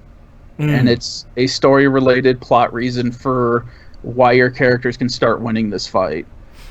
And then it hits you with another despair thing through the third fight, and then it gives you your final hope, basically, and it gets you through the rest of the fight. It gets you through the rest of the fight, and then you can finally go on to the boss battle with the final boss, which that in itself was back and forth quite a bit, where I didn't know if I was doing it right or, if it was supposed to be this hard. But there were a lot of times where I thought I was going to end up wiping, managed to turtle up, get everyone back to where I needed them to be able to start attacking again, and then the boss would do something. And so we would have this back and forth where all of a sudden I would have the upper hand for a while, but then I would lose it, and the final boss would have the upper hand, and it would just keep going back and forth until finally I finished the final boss. Yeah. And it kind of sucks, too, because the final boss is the only enemy in this game where it doesn't tell you how much health they have. Oh, okay. And you start normally in this game, if you do around 100 to 200 points of damage, you're hitting like high limit. Mm-hmm. When you get to the final boss, because of your last ray of hope, your characters all start doing 800, 900, 1,000, 2,000 points of damage. Right. It's like, all right, cool. I can take on this final boss. Hit the final boss for 4,000 damage, and you see the tiniest little sliver come off their health bar. It's like, oh, this is going to be the long haul. Yeah, like, oh boy, here we go. So, got through the final boss, got an ending. I think there's only one ending through all of them. I hope so, because it doesn't seem like you have a lot of choices in the game, if any at all. It's all just story given to you. So the ending was pretty bittersweet, but it was nice. It left you like that nice little ray of hope that maybe in the future, quote unquote the future, there may be a happy ending for everybody. Right. But it was fairly bittersweet, and I really enjoyed it. Yeah. And this is probably one of the few final boss battles where it took me as long as it was and had so much crap in it that I was like, no, that was all story related, and yeah, it was long, but I really enjoyed it. Yeah. And it kept you on your toes a lot, too, which is something that I find a lot of tactical RPGs don't really do as much. It's either you're overwhelming them or they're overwhelming you. Yeah. There's never that real give or take of, oh no, the battle is really turning in their favor, and if I don't do something about it, I'm screwed. That's cool, yeah. So, really enjoyed that series. If anyone has an interest in it, pick it up for the PS4. They also have. I keep seeing. I think they're putting out the 2 Mask games on Switch. Yeah, they are. We're talking. Also coming out with Zen, which is a Mushu title, which I picked up. It's coming out this week. And then they are also doing a visual novel based off of Season 1, which they're calling Prelude to the Fallen. Mm. And it's basically covering all the events 20 years before, Season 2 and so on with these other 2 games. Okay. So I enjoyed the visual novels. There is some harem stuff in there, which I'm not against. I don't really care one way or another, but it's got my favorite hero archetype of the lazy guy that doesn't want to do anything, but when he needs to, he gets stuff done. Right. Oh, with a One Punch Man. Yes. Yeah. So, to the point that at the end, I'm debating if I want to spoil this or not. Probably not, because there's probably a lot of people that haven't played it. There is something that happens at the end of this game with the main character where it fits him being lazy, and it feels really deserved for him. Oh, nice. So, because up until this point, he's not, he's been in that mode where he has to do something. So that's what this last game's pretty much been, is him getting stuff done. Right. And he's kind of complaining about it to himself that, I shouldn't have to do this kind of crap. And he makes these little comments about when he's fighting things, like, I'm expecting to get overtime compensation for this, or as I'm complaining to HR kind of crap. Nice. So it's all fun and games, and I enjoy it. It's also kind of lighthearted to start, and it slowly gets darker and darker, and then it gets lighthearted again. So it goes back and forth a lot too. Mm. But I really enjoyed the series, and I really like those games. I gotta play them.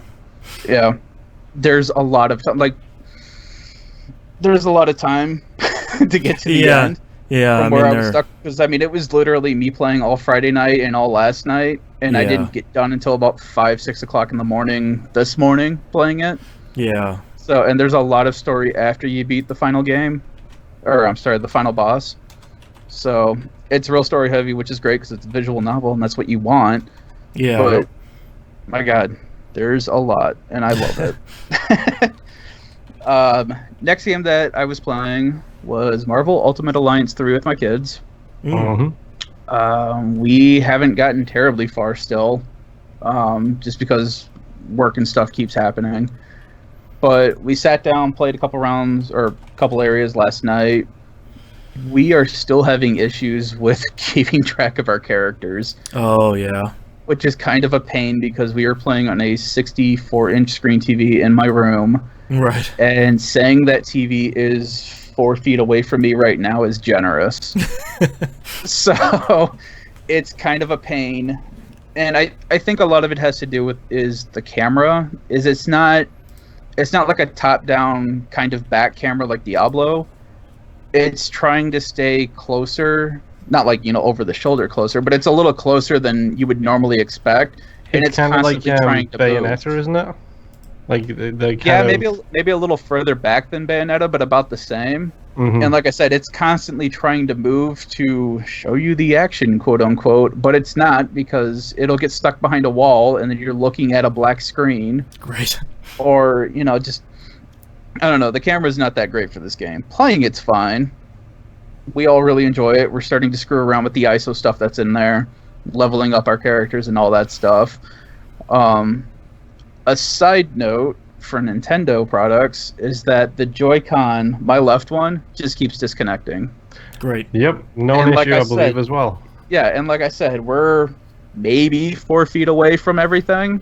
Yeah. There's absolutely no reason why that one should be disconnecting, so we're constantly trying to reconnect and connect while we're playing. Ugh.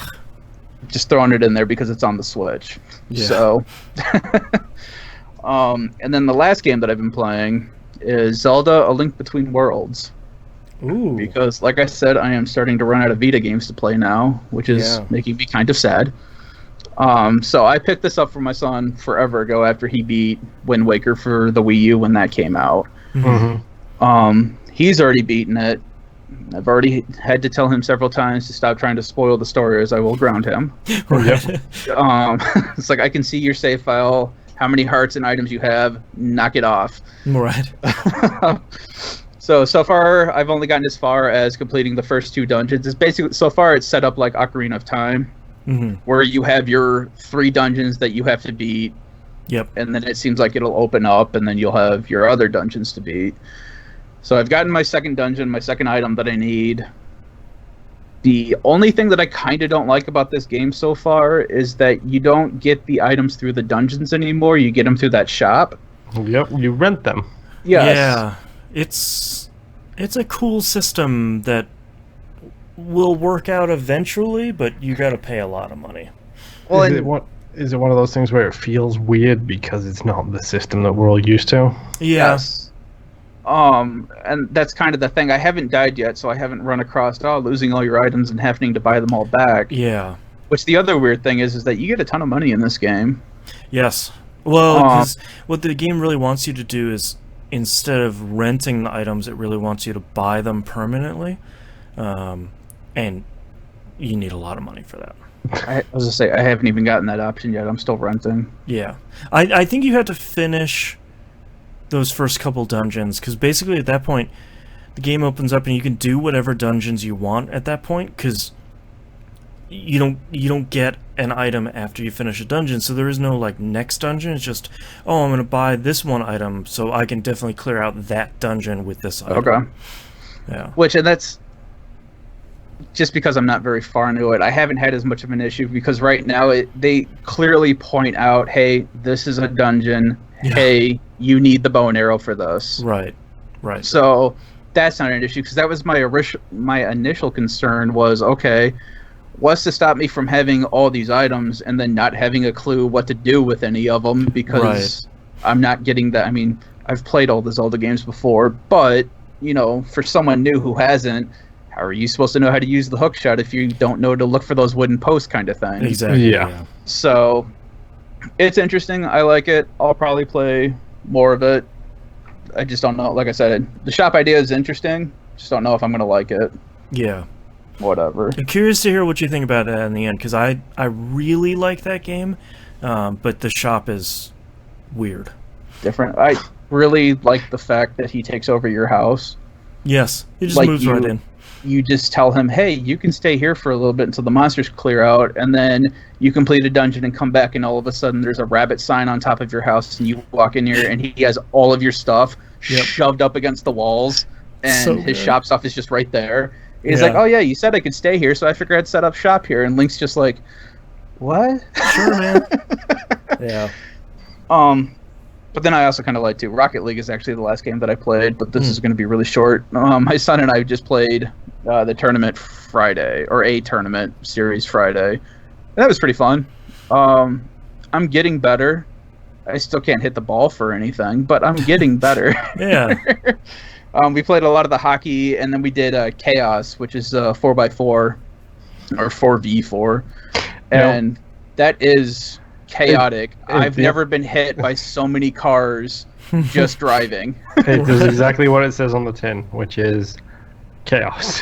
Yeah, there's been several times where I've lined up for a shot, and I have not only the opposing team, all 4 of them running into me, but then the other 3 from my team running into me to get to the ball. It's like, okay, the opposing team I can see, why are you all coming over here? Right, go away. Yeah, so it's still a fun game. Nobody wants to share. My son really enjoys it. Yeah. So that's all I've been playing. How about you, Boston? Speaking of visual novels, played a little bit more of House and Fata Morgana. Not going to talk about that too much, but yes, the game definitely took a turn. It took the turn I was expecting it to, right into Spooky Town. You played that, but you won't play Blair Witch, you won't play Resident Evil. I can read some spooky, it's fine. I'm not going to listen to some 3D audio ASMR horror. I could see the spooky stuff coming from about an hour away, and that tension ratcheting the whole time was really good. So was it more the anticipation tension? Yes, because it's like, okay, I can see you know what's going to happen, you just don't know when it's going to happen. Yeah, because there's like 2 or 3 storylines that are all starting to come together all of a sudden. It's like, okay, cool, like, and sort of see where stuff is starting to go wrong in all of these storylines all at once, and then they kind of come together and things get resolved in a pretty happy way, except for like one little thing, and that little thing bursts into this horrible series of images that is just was really terrifying. So is it like DDLC kind of Switch? What's Doki Doki Literature Club? I would say it's on the same level of like, oh, this is happening. Oh, you're showing me that. Okay, cool. Yep, sure. I would say it's less immediately impactful as Doki Doki's was, because I feel like it would be really hard to beat the opening the door scene in the first hour of Doki Doki. First hour of a 4-hour game. Yeah, and I think part of the reason why it's not as impactful visually is because I'm going to be playing this for 40 hours. You know, it's a standard visual novel. They're like 40 to 50 hours of reading, so you don't often get like that big impactful moment. It doesn't usually happen at once. It usually gets like drawn out in a really great way. So yeah, it's good. It's starting to get there. I'm starting to see why people might like it, and I'm starting to see why the word insanity is used a lot in the promotion of this game, which is very promising. Okay. And to keep playing that. But the only other game I played this week, because we already talked about Creature of the Well, which you should absolutely go play, and Control, which you need to play, that's like required reading at this point, is Gears 5, who I didn't realize. So I knew this was a Game Pass game, and I knew there was like an ultimate version out there where it's like, get a week early or whatever. Yep. Didn't realize the ultimate version was on Game Pass, which is really great, Microsoft. Thank you. I think if you're on Game Pass Ultimate, you get the Ultimate version. I think if you're on regular Game Pass, you get the regular version, I think. Okay, yeah, I haven't... There's a lot of information out there about it. Because that's what we need, is another set of tiers for game releases. Yes, exactly. Yeah, I think right now there's... If you're a new subscriber to Game Pass, it's really just Game Pass Ultimate, but if you're like an OG... Legacy, yes. I think if you're a Legacy subscriber, there's some other tiers, but... so, I have been playing as much Gears of War 5 as it will let me.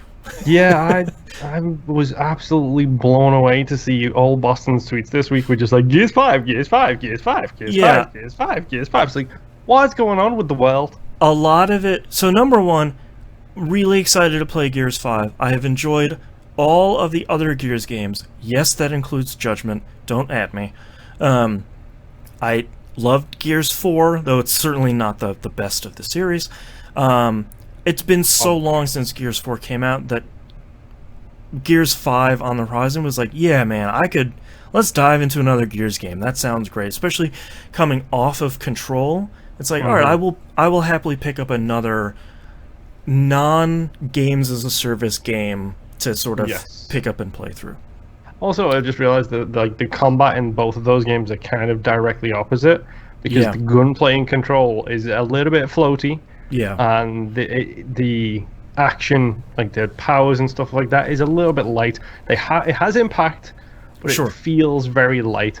Whereas Gears is 100% wet meat slapping against wet meat kind of thing. Like that. Boy, I always forget about the headshot noise. That's like... like... And it's used so often. Like, I remember the early Gears games... when you got like a sniper rifle headshot, that's the noise, and like the animation was really great. Seems like it's for every headshot now, which is fine, but you hear that noise a lot. It is. What happened was they increased the criticals for headshots as the games went on. So like in Gears 1, it's almost impossible to get a headshot with the standard BS pistol that the Gears start with, the little pea shooter where you just like yeah. Whereas by the time Gears 4 rolled around, you could quite easily get headshots with that, and it would always do the noise. Okay. Yeah, there's a nice display now for when you get headshots, or critical shots, I should say. So like the reticle changes shape and changes color, so that's much nicer. I feel like the graphic design, like the UI interface, stuff like that for first-person shooters has come a long way. Like, especially for Gears. Like, there's so much... One of the cool things is, like, when you start up the game, you get the main menu, you can go through the options. There's a ton of stuff. Like, you can even turn off gore and profanity. You can turn that stuff off. There's a whole bunch of stuff for accessibility, not only subtitle size and subtitles for hearing impaired, color blindness, like all your standard stuff. But when you go and start the game, they actually have the little icon of the adaptive controller, and if you hit a button on that, then it takes you to configuring your adaptive controller before you even get into the game, which is really great. Yeah.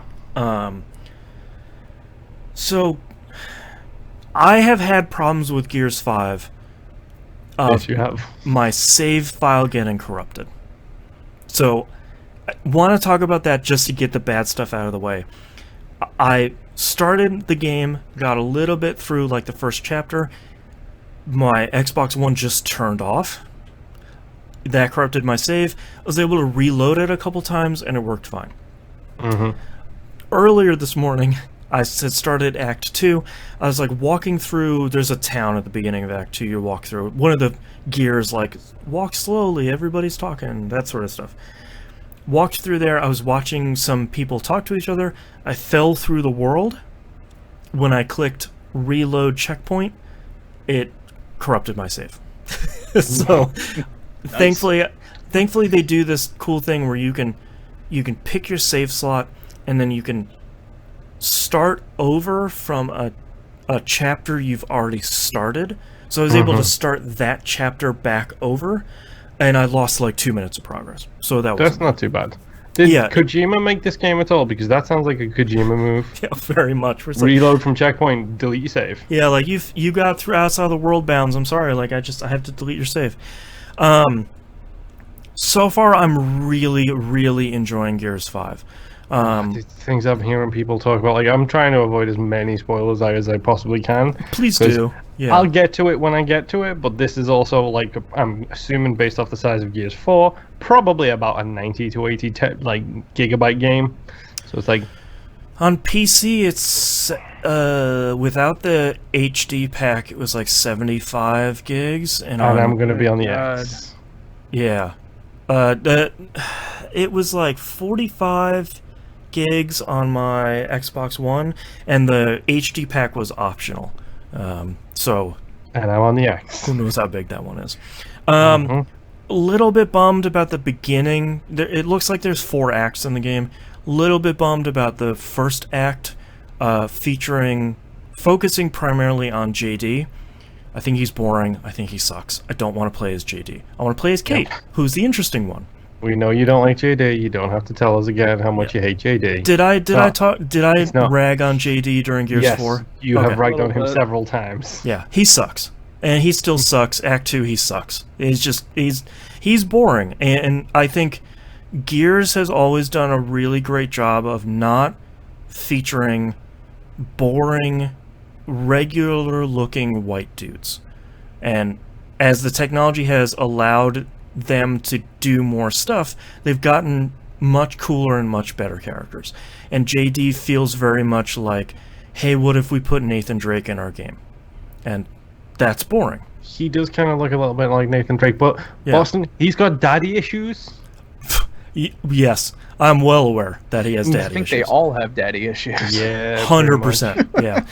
It is very cool to see Marcus, old man Marcus, just at the beginning of the game running around with the rest of the crew. I think He that's was so really good in great. 4. Like Yeah.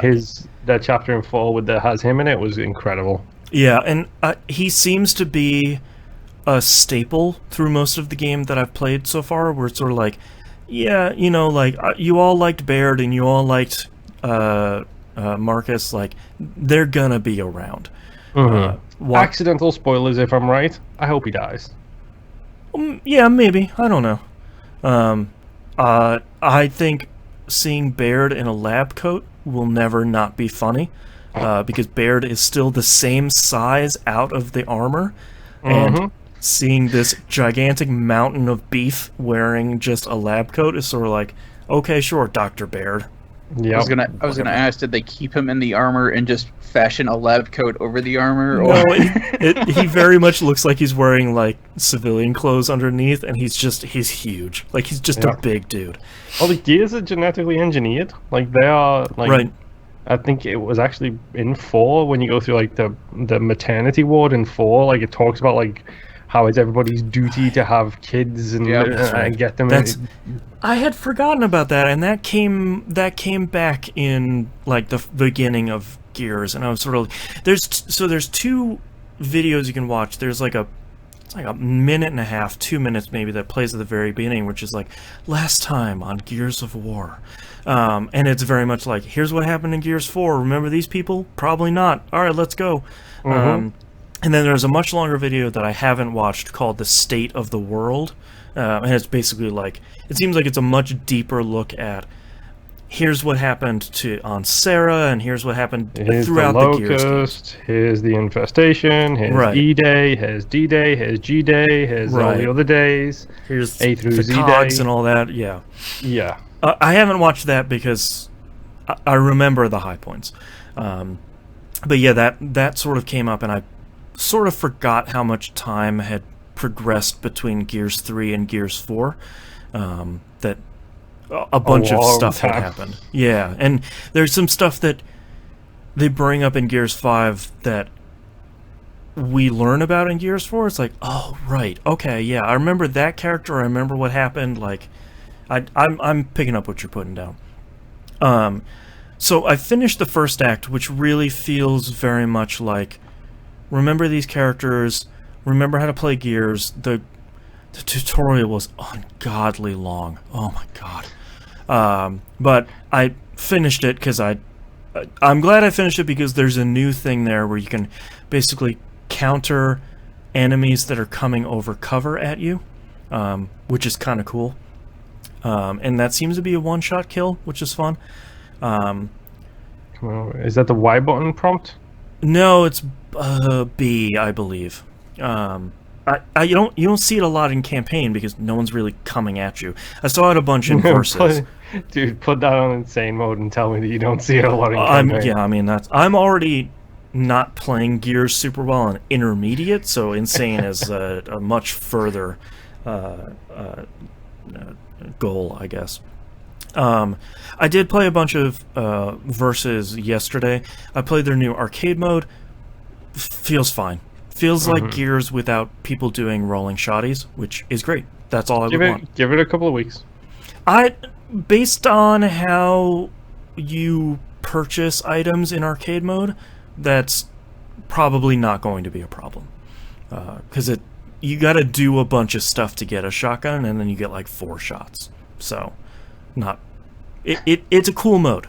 So the way to fix it was just to really, really make it hard to do it. Yeah, or maybe like take out shotguns, because that's, as much as people say like, well, that's part of the game, it's not fun, and that's why people don't play it. So, I did start Act 2, and Gears 5 is an open world game. Yep. Which I did not believe the rumors. I did not know until I saw Jeff Gersman tweet about it. Yeah. Thanks, Jeff. Seems pretty cool. You get a pretty interesting vehicle right off the bat in Act 2. Like a whole bunch of story stuff happens, and then you sort of get out in the world.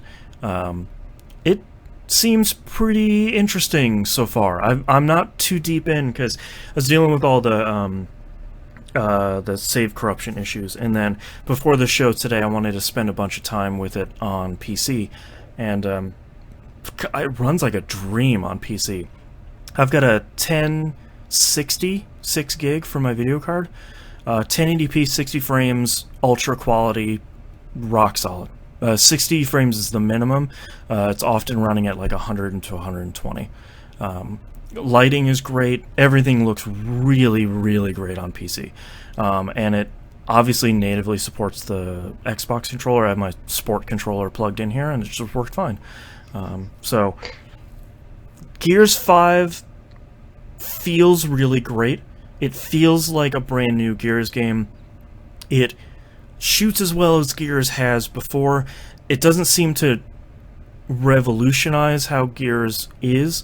I do like how much more you can do with Jack, that floating robot guy. Rip it, Jack. Yeah, like there's a lot of open this door, please, Jack. I do like that Jack can go fetch weapons from across the battlefield now. That's really great. Cool. So like he's just carrying a boom shot back to you on one of his little arms. He just drops it on you. It's like, cool, now I have a boom shot. This is fantastic. So that feels really fun. He has a bunch of skills, like he has a little arm he can shock enemies with. He can heal you guys.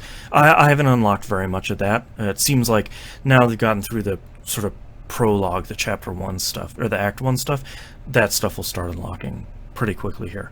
But so far it feels like Gears. And I think, like I said, it's been so long since Gears 4 that I'm pretty happy playing a new Gears game. Honestly, I think that the biggest, I mean, say what you want about the quality of them, but I think the best thing that Microsoft have been doing with their exclusives is they haven't been putting one out every year. Yeah. There isn't a new Halo game, there isn't a new Gears. Yeah. They've got enough now. It feels like where they're cycling their stuff pretty well. So like it's been long enough for Gears where I kind of want to play a new Gears. Yeah. Pretty soon it's going to be long enough since the last Halo that I played that I want to play another Halo. Yeah. And it's always time for a Forza game. Well, and that's the great thing about Game Pass, because I feel like, honestly, if this wasn't on Game Pass, I probably wouldn't be playing it anytime soon, just because $60 for the campaign that I'll play through maybe once. Maybe I'll play with some Horde with some of you guys, and there's a new escape mode that does not explain itself. I don't know what that is, so we might play that at some point. But like, I won't dive into it like I would dive into a lot of other games. So the $60 for that feels like it would be a little bit much for me, especially now that we're in video game season and there's so much stuff on the horizon. Jesus. I mean, That's why you have to wait for Black Flag. Yeah. Or not Black Flag. Jesus, Black Friday. Yep. Yeah, Black Friday. I just need to go back to sleep. Yeah. Black Friday. you can wait for Black Flag too. I mean, yeah, Black Flag is great. Piracy is an option. You shouldn't pick it, especially with other options are, but piracy is an option. Yeah, don't pirate. No, I mean, three of my games this week were from Game Pass. And Gears is another one that will be from Game Pass that I play because I have it on Game Pass. Yeah. Yeah, and I'm super happy that it is play anywhere, which is what they call cross-save. So I can just hop up here on my PC, bring my controller, and just hop in, and I'm just where I was before. So that's been really great. I know so my vanilla Xbox One X is 1080. My vanilla Xbox One is 1080p 30 frames, and that's rock solid. But I know on an X it's 4K 60 even in campaign, which I have seen some 60 frames footage of the X version, and that looks pretty great. So I'm looking forward to that, especially considering it probably also has HDR knowing this game. I believe it does as well. Yeah, I don't know because I don't have an S, but Gears 5 seems really cool from first impressions, and I think I'm excited to see, now that I'm into what some of the open world stuff seems to be, I'm interested to see whether or not that works for Gears, because I think that's a real experiment. Because I think if you just come out with another Gears that's a 12-hour campaign and it's just one level after another, people would probably still be happy. But taking that next step and trying to evolve the Gears franchises, I think is probably a pretty smart choice at this point. I actually had a question too, because I went completely dark on Gears. Sure. When you say that it's open world, when you go to an area, does it funnel you back down to basically hallways and corridors, or is it pretty much open world the entire time? I'm not sure yet, because the first act, there's like 3 or 4 chapters in the first act. That's just a Gears campaign. Like, you're moving from, you have this one room, you fight a bunch of people undercover, and then there's a doorway over there that you through, and then you do sort of rinse and repeat for a couple hours. When it let me into the open world, like, I have a compass on the top of the map. It says there's a symbol and it says the place you're going to is 250 meters over this way. Go figure out a way to get there. And there have been a couple of little things dotted on the landscape that I've been able to interact with so far, where it's like, oh, here's a rundown train depot that I can run into. There's like a shack on this lake that I pulled a retro long shot on, which seems to be a new weapon for Gears 5. Which is basically when you do a perfect reload, you get 2 shots in the chamber instead of 1, which seems very powerful. But as of so far, it seems pretty much like an open world map with, like, go to this place and then you'll probably play a Gears set of actions, and then it'll dump you back into the back out. world. Okay. Yeah. I'm assuming, but that's, like, I sort of ran out of time. I was like going to I was leading up to the place that I'm supposed to go, and I looked at the clock, and it's 1:30, and I was like, oh god, I gotta go. Okay. So I'm probably like 5 minutes from figuring out what that is. But so far, Gears 5 seems pretty great. I haven't run into really any of the server issues that a lot of people have, but I feel like I've been lucky to just deal with save corruption issues, so thankfully I'm not not getting given by both hands there. So but that's all I've been playing this week, so let's take a break. Sweet. Alright, I have to go to the bathroom very badly. I will be right back. Yeah, so I looked at your hat, thought, don't say Black Flag, and then effing said Black Flag. I'll be right back. Hello, chat.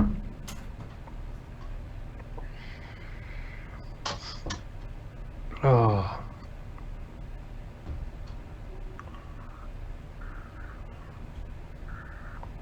I just realized I can't see any form of the chat at all. So let's open this stream on 3 different platforms.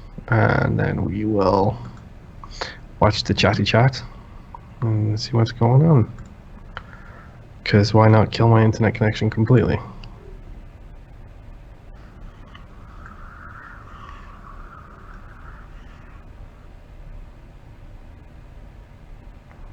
Do.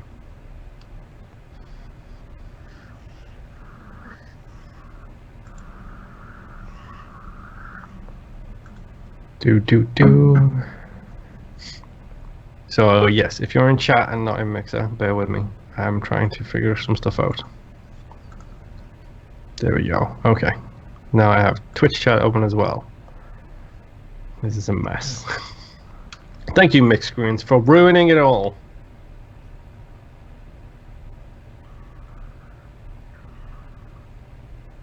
Guys literally can't be trusted. Well, how is everybody? I hope you're all doing well. I'm gonna slap on my giant coffee.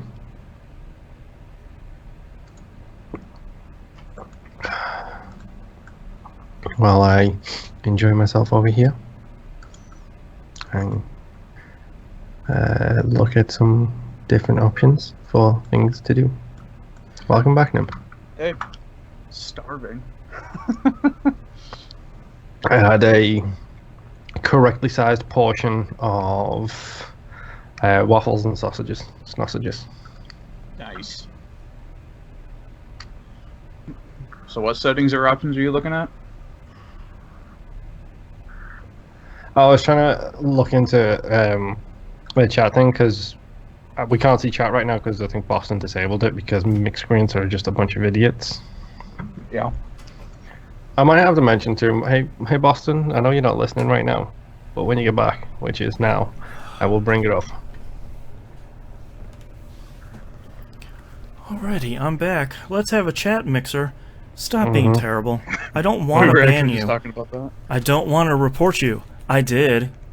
If you're still watching, which I hopefully you're not, the person I just reported. That's some terrible stuff. I hope your account gets banned, if not deleted. We need to look at either a bot or if you're. I mean, I think I might have mentioned it before. If you want to throw me as a moderator, I'm on Mixer all the time anyway, so I can. Yeah. I can mute and ban at my discretion. Yeah. Normally everyone's fine. Mm-hmm. Just not on Mixer. Apparently the day before my wedding anniversary is the day when everyone wants to be D-bags. Yeah. Happy wedding anniversary, by the way. Thank you. How many years is it? 3. Nice. I hope. We went out yesterday. Totally pre-show stuff I probably should have talked about. Pre-show was we went out yesterday. I got a trim and a haircut, care of my wife. Eyebrow waxing, care of my wife. Nice. So that's why I'm looking rather trim and handsome and devilishly good looking today in the chat. Mm-hmm. And then we went out and had a meal. And we went out and had Mistakes, the meal, which was Mediterranean food. Oh, yeah. With my wife, who cannot eat dairy products. Ah. Literally everything had yogurt on it. Yeah. Nice. Everything. Yeah. I find that there is a very, not because of dairy, but just because of taste, there's a select few Mediterranean foods or dishes I can eat that I find good. Yeah. Yeah. It is a completely different kind of palate for that food. Oh yeah, I love Mediterranean food. Like every single thing we had, I absolutely adored. Like it was like, I love the Gouda cheese, like wrapped in like tortillas and baked. It was like nom nom nom nom nom nom nom nom. That's what I'm saying. I've tried because my wife has taken me to Mediterranean places, and they have like the family platter where it's basically just a little bit of everything. Mm-hmm. And I think between the two of us, there was probably about half that platter that I could eat just fine, and the rest of it I had to force myself to eat because I didn't want to waste the food. Right. Mm-hmm. Yeah, it was bee season, and we decided to eat outside. Oops. So actually, it's bee and wasp season right now. They're just going crazy for reasons, probably because it's getting into the fall now. But it made us laugh because neither one of us wants to hurt the bees and the wasps. Yeah. So we're just gently shooing them away as they approach our food.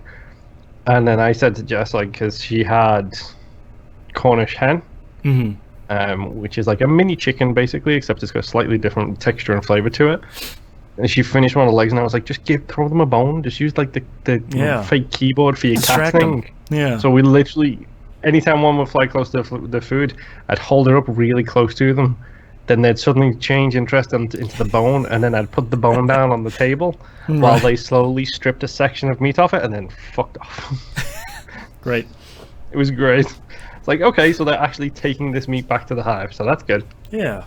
Helping out the bees. And now that place is going to have a wasp problem. That's all right.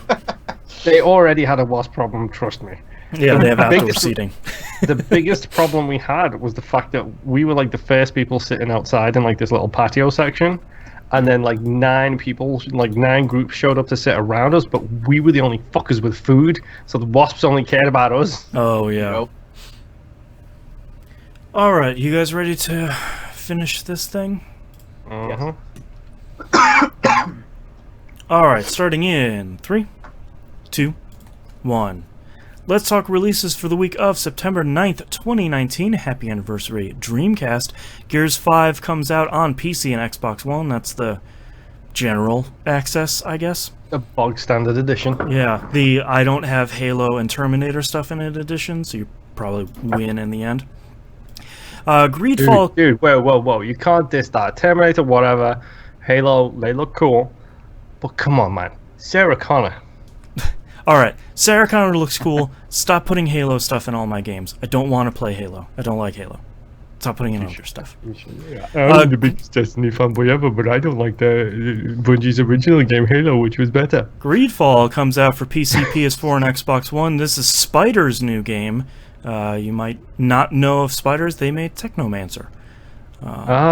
So this is their colonialism game, which 2019 seems like it might be problematic, but we will see.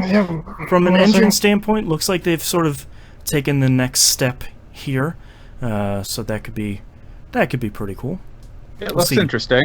Yeah, I mean, they make sort of the same game over and over, and I don't think that's a bad thing, but they seem to get a little bit more money each time, so I feel like it's just a matter of time until they have like that one breakout game. And it's like the studio who made the XCOM games. Like, they made the same game for absolutely years, and then they made Alien Isolation. Yeah. As a side note, too, I am still playing Technomancer. It's just kind of fallen back because I'm trying to get caught up with everything else. Yeah. Oh, yeah. Borderlands 3 comes out PC, PS4, and Xbox One. Any of us picking that up? Nope. I am going to wait until either it's on deep sale or until I have some more expendable income. Yeah. This is bumped straight back in my list. Thank you, Mr. Pitchford. And it's just coming out at such a bad time, too. Like, Gears 5 is out, which is probably a game most of us would rather play in the short term anyways, and like coming out pretty soon is like Zelda Link's Awakening, so like I'm gonna spend my money on that instead. So Death Stranding is out soon. Yeah. God, that's right, I forgot. Oh my god. Everybody forgets about Death Stranding until a trailer drops, and then you're just like, WTF is Death Stranding. I'm like looking forward to it and not looking forward to it at the same time, because the more stuff he shows off, I'm like, oh man, that's cheesy. That's weird. I don't know, man. I mean, like developing mushrooms in the game? Yes. No, I'm just talking about like his continued questionable treatment of women. Yep. It's also him talking about like how all of his friends are going to be in the game. And so like Jeff Keighley's in the game, obviously Guillermo del Toro's in the game, you've got the guy from The Walking Dead who I can never remember the name of is in the game. Yep. And Keanu Reeves just visited the studio, folks. Yeah, so it's like, alright, let's scan you while you're in here and we'll put you in a game. By the way, I forgot to talk about this. I didn't realize that Control has a PS4 exclusive mission if you buy the season pass, where Hideo Kojima walks you through some sensory deprivation weird stuff, and that makes me really want the season pass. Not only because the game is really great, but that sounds bonkers in a way that I love. Didn't even know I had a season pass. Yeah, they've already announced two pieces of DLC. They both have names. They're both spoilers, so I can't say them. But if you look at the names, you'll go, oh my god, I want to play that. Great.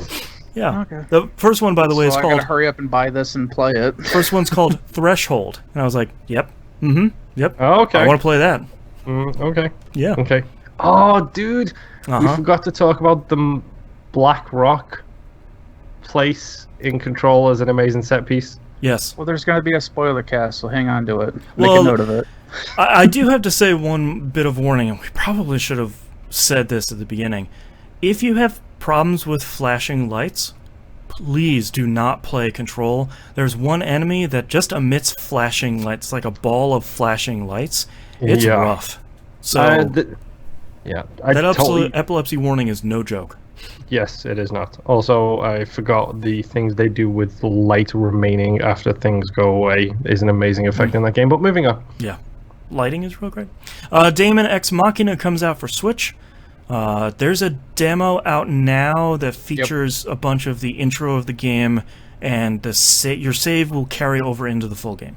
Yep. So, I from just started the demo today, oh, cool. Yeah. and it feels like Armored Core. Yeah. From what I understand, the original demo that they made for this, they received a lot of negative feedback about. Yeah. Apparently, they fixed it all. Yeah, I was really impressed by that original demo because they came out and they're like, "What do you think of our game?" And people had a lot of thoughts about it, and they're like, "Okay, cool. That's why we did this demo, because we want to make the game really great. So we're gonna work on all that stuff." And it sounds like they did. So great. It wasn't just like a multiplayer demo or anything like that. I say that the demo. I've only done the first mission that they give you, and the demo is pretty fun. There's still some things with like aiming that I'm having issues with. I don't know if it's the game or just me not figuring it out yet. Or your left Joy-Con. Yeah. No, I'm using the Pro controller. Ah, there you go. Smart.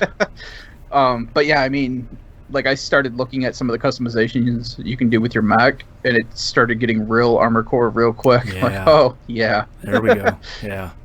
And lastly, NHL 20 comes out on PS4 and Xbox One.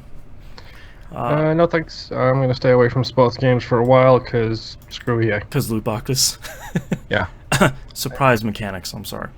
Yes, we do not view our loot boxes as gambling. Yeah. Go away Here's with a that. slot machine. Yes. All right, let's move on to news stories.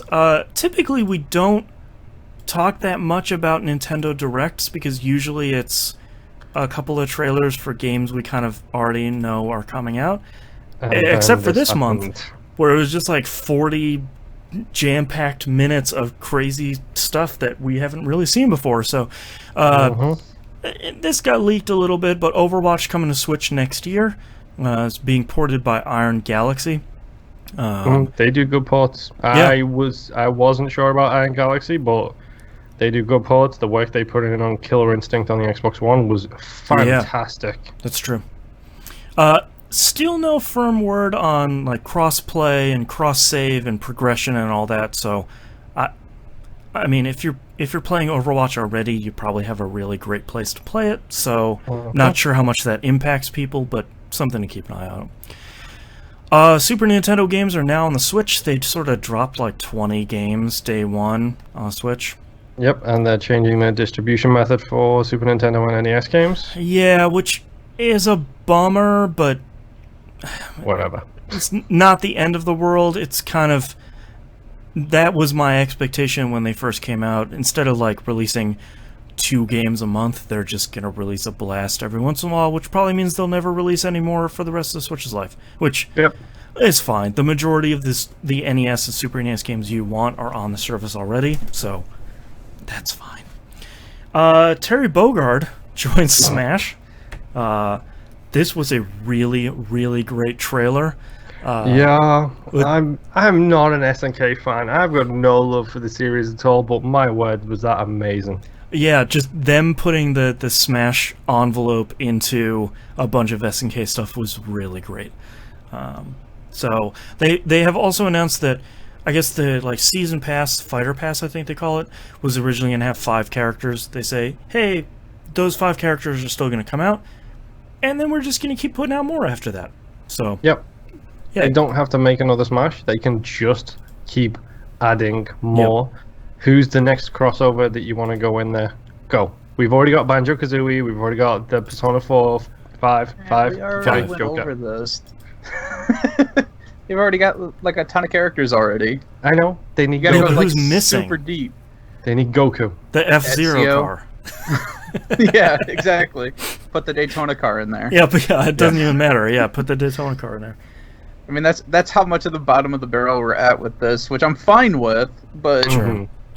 Well, I don't really think we're at the bottom of the barrel. I think we're now like, I'd like to see like Kasumi from Dead or Alive come in there, like see Yeah. some other like big characters from, get Soul Bad Guy from Guilty Gear in there, like you said, Moon, get Goku in there, like start getting like the tentpole characters from all these other franchises, and then you can do your B tier, then your C tier, and then Smash has 400 characters in it. well, I say, but then it stops being a Smash game and just kind of turns into its own thing, Yeah, which I'd be that's fine what I with, want. where it's basically a free-for-all of whatever franchise you can think it's of. like Mugen. It just has Yeah. every character in it. Yeah. Honestly, if they made like a Shonen Jump, if Nintendo made a Shonen Jump game Yeah. and just took all the Nintendo people out and just did a Shonen Jump game, and it was in the style of Smash, I'd be Yeah. down. Yeah. Forget about the Shonen Jump game that just came out. Make me a Smash Shonen Jump, please. Yeah. Yeah, just start putting everybody in there, man. Whatever. I think my favorite description was you can tell you should be able to decide who you want to get added into Smash by who you want Kirby to impersonate. Yes. Like, that's the most important thing. Like, That's when true. Kirby impersonates Banjo-Kazooie, he has a plush version of Kazooie. It's really good. It's a really good touch. Yep. It's really great. Atlas announced Tokyo Mirage Sessions Sharp FE Encore is coming to Switch. Thankfully, like the last Wii U game that wasn't on Switch is coming out. It's coming out January 17th. I already have it pre-ordered because I'd like to finish that fantastic game that I didn't finish because it was on the Wii U. Yes. I did see, I think you retweeted the text message thing about this game. Mm-hmm. Which is like the reason why this game is so. One of the reasons it's so amazing is because people text like they actually talk. Yep. It's like, yeah, I'm done studying with my 2 classes for tomorrow, so I'm going to go to bed early. We got 3 tests tomorrow. Yeah, no. Yeah, it's a really cool game that sort of takes a lot of stuff. It very much seemed like a tech demo for what Persona 5 was going to be, and it still very much feels like that, but it's pretty cool. It takes some stuff from Fire Emblem, some stuff from Shin Megami Tensei, and sort of mixes them up, and it's a cool game. I'm really looking forward to playing it again. Were they adding anything to this, or was this just a Yeah, straight it's like re-release? there's another dungeon, a new character, a new song, Okay. and some other So minor this is going to be stuff. the golden version of it, then? Yeah, basically. Okay. Like, but I don't think it's going to be significant enough content to really matter. It's just, hey, it's on a platform you want to play stuff on now. Yeah. So Wonder how they're going to do a lot of that stuff, though, too, because they used the Wii Pad in that pretty heavily.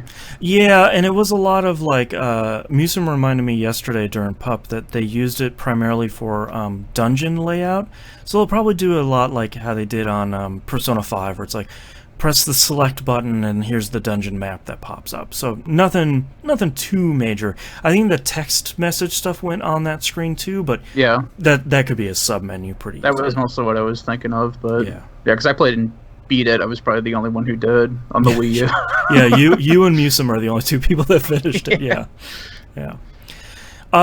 There was a Deadly Premonition announcement that I think all of us had the Jeff Gersman response. It's like, oh yeah, Deadly Premonition is on Switch now. It's Deadly Premonition 2? What? Yep. So Like, Deadly if you Premonition... haven't seen that GIF, like, Yeah. or that video of them watching it, especially, I can't remember who it was, but one of the Giant Bomb superfans posted the basically the replay, which captures the chat at the same time. Yes, yeah. It's great. Just Yeah. seeing Jeff's reaction, everybody else's reaction, the chat going bonkers, Chat going, and ah! then Ben Yeah. sitting in the corner laughing like a supervillain. Yeah, very much what happened in our Discord server too, where it's like, Deadly Premonition, do what? So yeah, A Blessing in Disguise has been announced, which is not the sequel I thought we would ever see, because if there's ever a video game called classic, the first Deadly Premonition is that. Thank God for Jim Sterling. Yeah, Jim Sterling, Deadly Premonition superfan, Yep. probably had a lot to do with that. They also announced the first Deadly Premonition is out on Switch now. I think they call it Deadly Premonition Origins. Yeah. It does have a really Terrible. nasty audio bug right now, which they're trying to fix. So it's the first game. yeah, basically. It's so funny because like the first game had a low budget, and like when they re-released it on PS4, the frame rate was wrong and the audio was wrong, and now like the Switch has frame rate okay and the audio is wrong. It's a game that can't just come out and be right. So Yeah. but yeah, go play Deadly Premonition. Twin Peaks the game. It's weird, it's bad, and it's incredible. I love it. Yeah, I watched the playthrough. Yeah, I think I watched Giant Bomb play. I've never actually played it myself because that game is literally insane, and I've never seen Twin Peaks. yeah. You don't have to have seen Twin Peaks. It's a really great game that does not look like it is as good as it is. Xenoblade Chronicles Definitive Edition coming to Switch in 2020. This is not the Wii U game. This is the Wii game that I really, really liked. Looks like they have graphically made a significant improvement on this. And you don't have to play the 3DS version with that dumb little nub or anything now. So I'm excited to see how people feel about that game. I think that's a really, really great JRPG, and not enough people played it because it sort of didn't come out here, really. Yeah, I had So nothing. Go ahead. Go ahead. There was a bunch of screenshots too showing that it looked like they used the Xenoblade 2 Chronicles engine Yeah. for it. Yep. Just because the characters look a lot more like those characters in the original. Yep. But this is one of those games that I picked up. I actually imported this from Saudi Arabia so I could play it, and got halfway through it and then just kind of lost my I had my a will to play community it. member buy this for me in the UK. Yep, I remember that. I paid them and they shipped it over to me, and I still have the giant box. I think it came with a controller too. I still have that somewhere here. That game's great. I played a lot of that game. I played like 100 hours of that game and did not finish it. There's a lot in that game. It's really good. Divinity Original Sin 2 is available on Switch now. That's a game I still need to play, and I hear this port is actually really pretty good. So, maybe someday. Oh, I gotta play these games. Bethesda is re-releasing Doom 64, which is Of course. unironically a really great Doom game. Quake 64 was pretty good too. So, I'm glad they're re-releasing it so it's not sort of lost to the sands of time, but I'm not sure I'll be picking that up anytime soon. Because Doom That was a Eternal comes out PlayStation 1 pretty game, dude. soon. God. And Return of the Doom Obra Eternal. Dinn comes out to the Switch this fall. It's also coming to PS4 and Xbox One. Yeah, I cannot wait for that. Wasn't that originally a 3DS game? No, just Switch. Switch and Itch, I think. Or Okay, not Switch. yeah. Steam and Itch. Yeah, honestly, I cannot wait for that thing to come to consoles. Like, That's on our Game Club list. yep, I really want to play it. Yeah. Are people really great. calling the Switch itches now? No, I just... Oh, I was gonna say. No, God, I itch.io. hate the internet. No, Yeah, he's talking itch.io about is the other platform. Itch, thankfully, Itch is getting much, much, much bigger because it is very friendly to creators. Yeah, it's Okay. it's the third platform, fourth platform, fifth platform on Steam. Yeah. Or on PC, I should say. Next news story, genuinely surprising. Akumi Nakamura, after her breakout performance at E3 and sort of stole everybody's hearts, has left Tango Gameworks. She was the director of Ghostwire Tokyo. She's, her and Keanu Reeves and I guess that dog were like the three breakout hits of E3. And surprisingly, she has decided to leave Tokyo Gameworks. I'm curious. Tango Gameworks, sorry. I'm curious about this one because I know she's been basically groomed by I forgot his That name. guy, yes. Yeah. Yeah. She's worked closely with him for a number of years. She's essentially been groomed as like his successor creatively, so Mm-hmm. I'm actually very curious to see what she goes out and does. And I also love how much love she gets on the internet. Like, Yeah. unabashedly how great she is. Like, I can't remember if it was that announcement or something else, but someone posted the whole knight covering a princess kind of thing with a big shield while getting arrows behind. And she responded to that, like, because they were like, "Oh yeah, we've got to protect her," and she responded to that with, "Please reverse that," because her face was on the woman. Right. And then someone took whoever posted that picture's Twitter profile, put that face on the woman, and put her face on the giant knight holding this huge shield. And I like her response was, "That's better." Yeah. Yeah. Her tweet was, "After 9 years as creative director and art director at Tango and ZeniMax, I felt here as one of ends of the journeys. I learned from the talented people I worked with and I respect. Contact me if anyone wants to work with me." And she links her LinkedIn profile. so I think that's genuinely surprising. It seemed to me like, after all the positive buzz from this show, including coming out of Ghostwire Tokyo from E3, that she'd sort of shepherd that to the finish line. And I'm not sure if she had finished her work on that or what, but seemed pretty sudden. Shinji Mikami, the other guy. I'm hopeful someone snaps her up quick. Yeah, like I want to see someone like Platinum, like a company that's making cool, fun, different stuff. Like, put her on a project and just let her go and just say, like, make whatever you want to make. Just make something crazy. How many new studios do Microsoft have? Yeah, 15. I don't know. Throw a bunch of budget at one of them, get a second team in there, and give her a lead. Yep. Yeah. Let her make cool, weird stuff. Yeah. More cool, weird stuff. I mean, she already worked on Evil Within 1 and 2, so... Yes. Underrated games if there ever were them. Yeah. Speaking about cool, weird stuff, Ed McMillan has announced the release date for The Legend of Bumbo, which is the Match 3 cardboard-based prequel to the Binding of Isaac, coming out November 12th on Steam. You missed out the part that it's a Match 3 roguelike, by the way. Yeah, Match 3 roguelike. Sorry, I just said Match 3. But yes, it's got a lot of stuff in it, and oh, Edmund, you crazy person. The trailer they released graphically looks significantly better than some of the early stuff.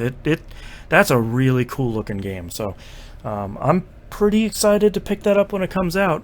And since it's not coming to consoles yet, we don't have to support Nicholas, which is really great.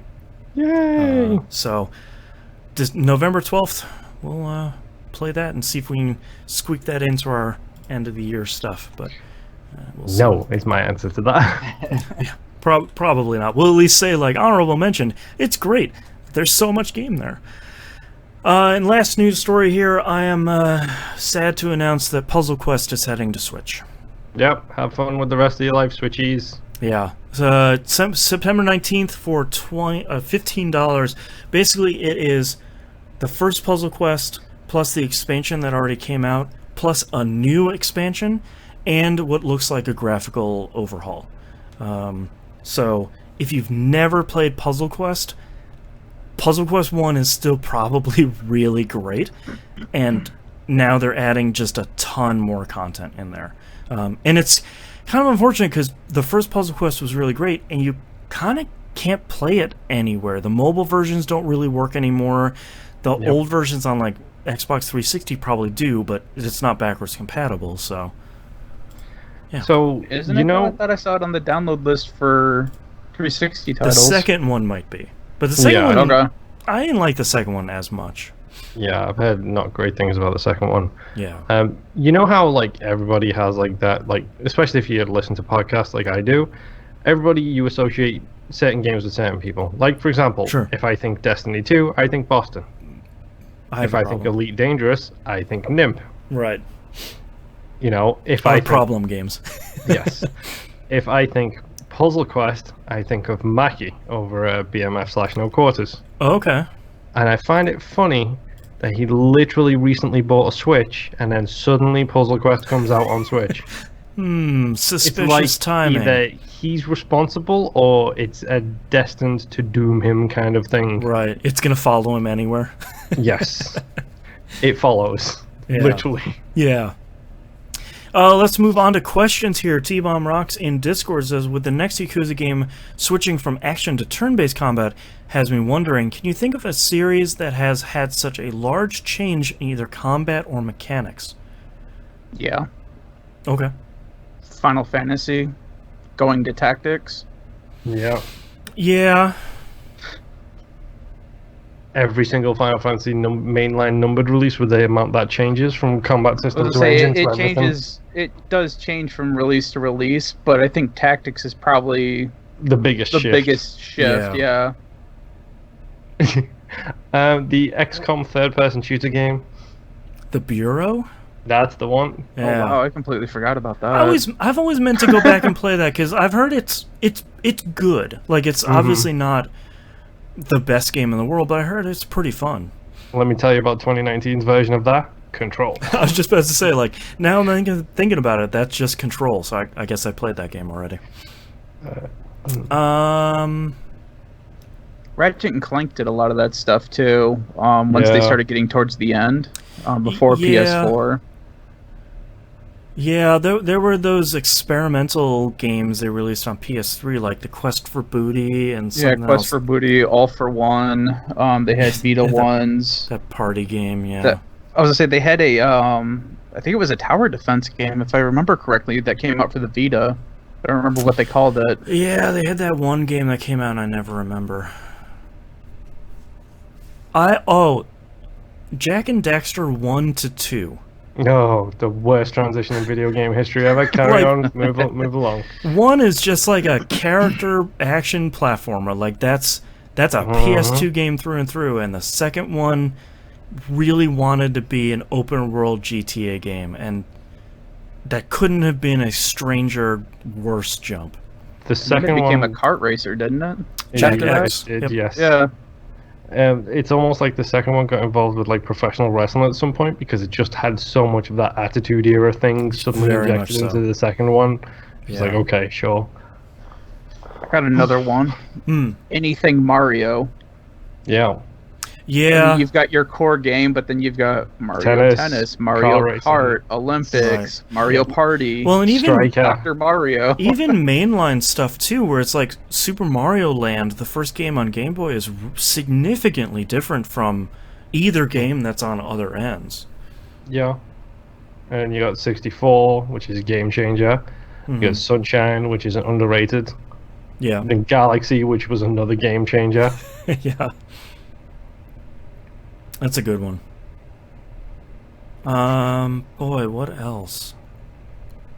I don't know if there's anything else I can think of that's like... I'm trying to think of, like, anything modern that's sort of like... The first game was a first-person shooter, and then the second one was like a turn-based adventure game.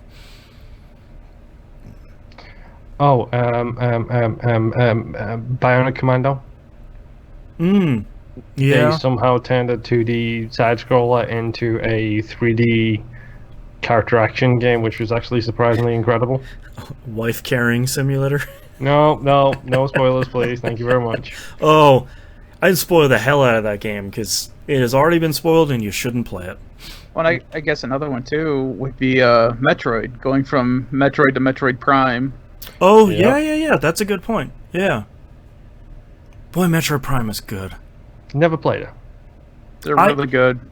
They probably still hold up. They were revolutionary when they came out, because it's like, oh, okay, here's another Metroid. Oh, it's in first person and it works? Oh no. Like this is really good. Yeah, that's a good call. I keep trying to think of games like that where it's maybe Zelda 1 to Zelda 2. Like, Zelda 2 is significantly different from 1 and Link to the Past. I can tell you one that had a really impressive shift and then changed back to the old style and then back to the new style again. The Castlevania series. Yeah. They went 2D, 2D, 2D, 2D. Castlevania 64 came out. 2D, Whoops. 2D, 2D. Lords of Shadow came out. Well, they had the 3D ones on PS2 that were good. PS2? Yeah, those two were good. But like the first Lords of Shadow I still really like that game. It's a great game. I remember the PS2 ones having like camera issues where you're trying to jump. I remember a corridor with spikes popping out of the floor, and you had to turn around in one area to get down the hallway. And I remember the camera being such a pain in the butt in that specific area. Yeah, very much like of that era, where it's like, we haven't figured out cameras yet, sorry. Speaking of, it's kind of similar vein, but changed enough to the point where everybody decided they loved it, then hated it, then loved it again. Resident Evil. Yeah. Yeah. 3 to 4. 4 somehow changing the game, then everybody hated 5 and 6. Yeah. 7 is amazing. You know what I was thinking about the other day? Resident Evil Outbreak. And how it's the perfect time for them to put out another one of those. Because it's a co-op, online-only, multiplayer Resident Evil game. And they were Are you good talking about like the old PlayStation version?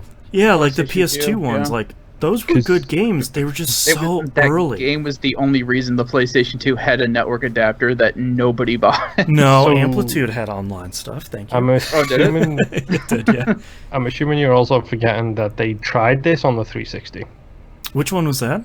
There is a Resident Evil multiplayer, like Umbrella yeah. Core or something like that, Something like that, yeah. Yeah. which is the exact same kind of thing, Yeah. except it didn't have the main characters. It just had, faceless Umbrella. I was gonna say, and I think idiots. Umbrella Core is more of a shooter, and this one was more of the Yep. RE2, Tank RE3 controls, style. Yeah, Yeah, very much so, yeah. Yeah.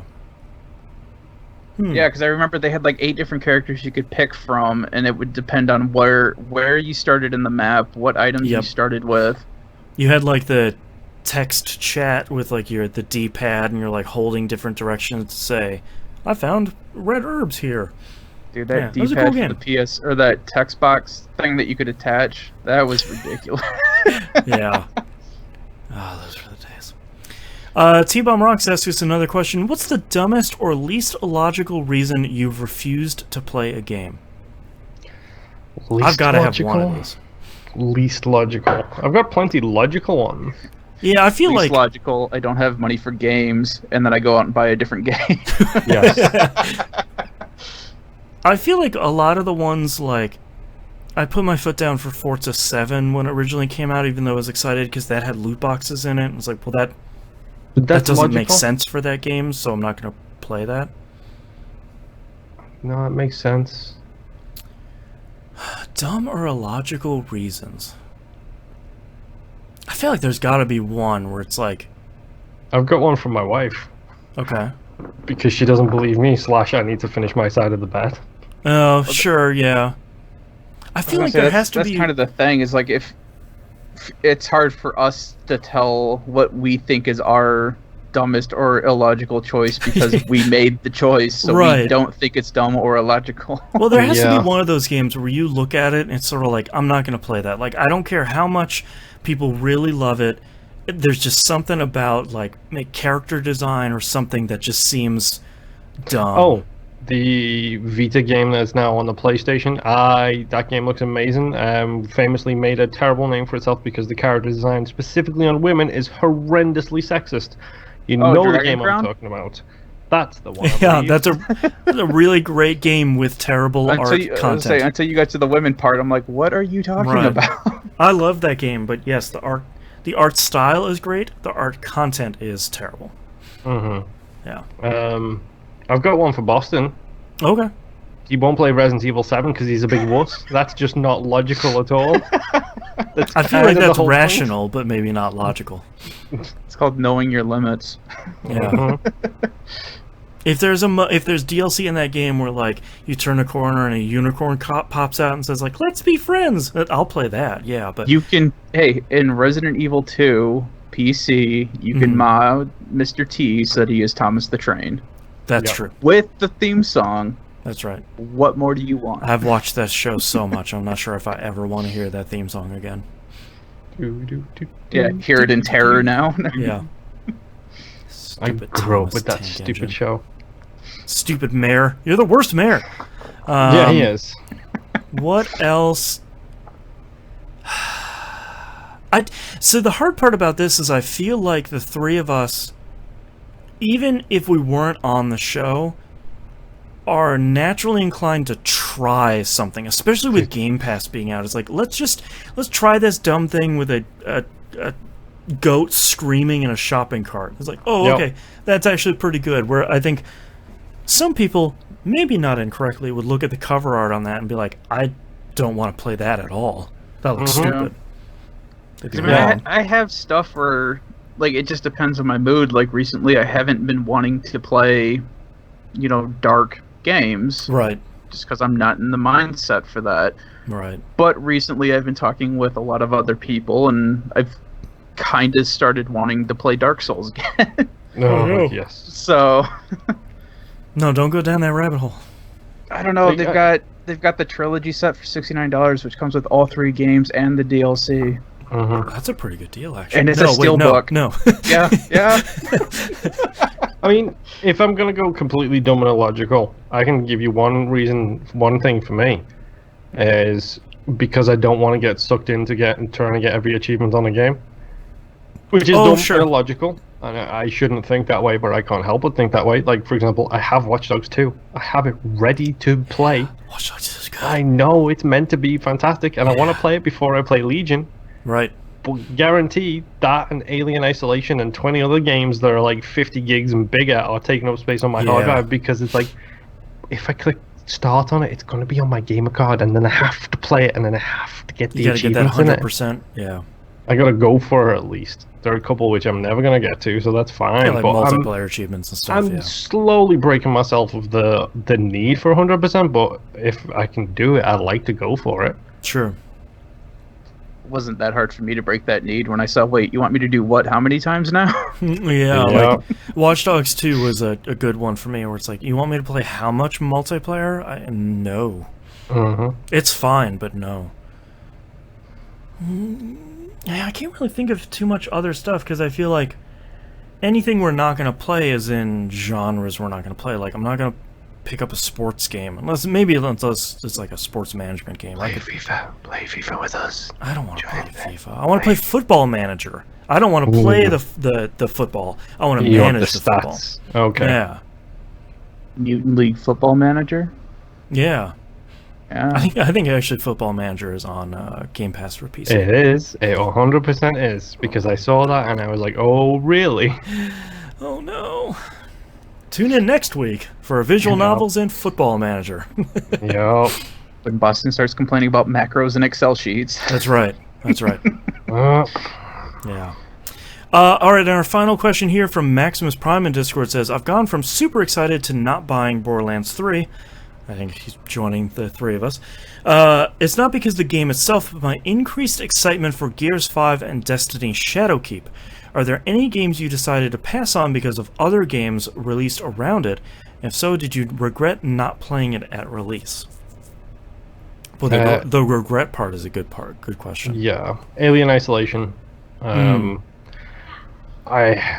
had how long it was, and didn't start that because at the same time as that came out, a whole bunch of other stuff came out, and it kind of just got pushed to the side. Because if I remember right, that was also a January release, which means it was probably a birthday present that I still haven't played. Right.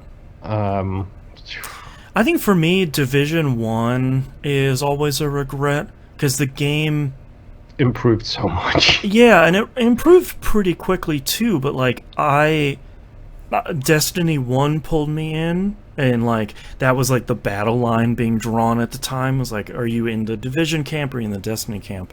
And I always really regretted, especially as much as I loved Division 2. Yeah. Like I really regret not picking up and playing Division 1. So I don't think I really have anything that I can think of. Because a lot of my reasoning for not picking up a game is mostly I'm not going to get the chance to play it, so I might as well wait. Yeah.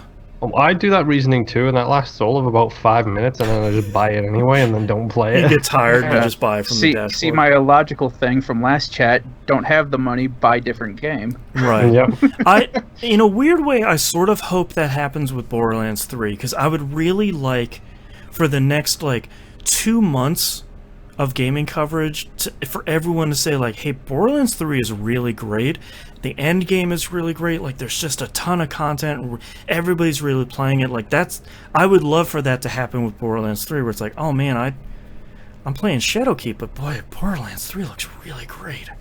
Yeah, I mean, my biggest fear with Borderlands 3, and quite a real fear for me, Borderlands 1 was about 40 hours. Yeah. Like, if going through it at a decent pace, about 40 hours. And then they trickled out all the DLC, but that doesn't really count. Yeah. Borderlands 2 was about 80 hours. Yeah. Going through it, and like, because I'm a completionist. If you give me a side quest, I'm going to go do it. I don't care. A lot if of I'm them over are level, fun I'm in gonna go do it. Borderlands. Yeah. How long have they been developing Borderlands 3 for? Just read the worlds this time. Exactly. Yeah. I don't know if I've got 600 hours I can put into another game right now. Right. Yeah. Like, that's my regret. Having to be a dang grown-up and get a dang job to pay the dang bills. Yeah. I have that time. I'm just soaking it all into RPGs right now. Yeah. Gotta get while the getting's good. Yeah, I can't think of anything else. I sort of always regret never getting into Warframe, but I feel like... Oh, you would lose yourself you can in start that hole. today. Yeah, I feel like that rabbit hole is so deep now that I'm glad I didn't. Join us. No. Join us all. No, I will not join you in space. Come on. The space is dangerous and elite. My that one text too? message is the... Oh, crap. What do they call the AI for your ship? Cephalon? I believe so, yes. Yeah. Is him saying, "Operator, the system needs you," every time I get a text. Just to remind me how much I enjoy that AI. Yeah. Yeah, I can't think of any big games. I feel like there's probably this sprinkling of games over the last, especially like 5 years, where it's like, all right, 5 games that are incredible are coming out every month. I can only get to like one of them. Which ones am I regrettably gonna miss? Yeah. Or which ones could you potentially get spoiled on before the rest of them? Yeah, like that's kind of was the game I've been playing for the last 4 years. Yeah, that was honestly a big impetus for me for picking up Control as well, where it's like, I really, really need to play this game before any of it gets spoiled, and I'm... Yep. My wife took a break from it and sat down today and be like, I need to play this because apparently everybody is beating this game. Yeah, just finish it. I need to. Yeah. Just wrap it up. Mechanical Beacon Chat says, Sleeping Dogs waited too long to play this gem. Yeah, I don't think I played that at release, but I think pretty quickly nobody would shut up about how incredible it is. It's like, okay, fine, I'll pick it up. Oh, whoops, it's actually really great. Yep. Thank you, Vinny. Yeah, Vinny Caravella, Sleepy Dogs fan number 1. That's what I mean. Like, there's games with specific people. Deadly Premonition, Jim Sterling. Sleepy Dogs, Vinny Caravella. Dota, Brad, even though he doesn't play it anymore. Right. He says he doesn't play it anymore. Tony Hawk's Pro Skater, Jeff Gersman.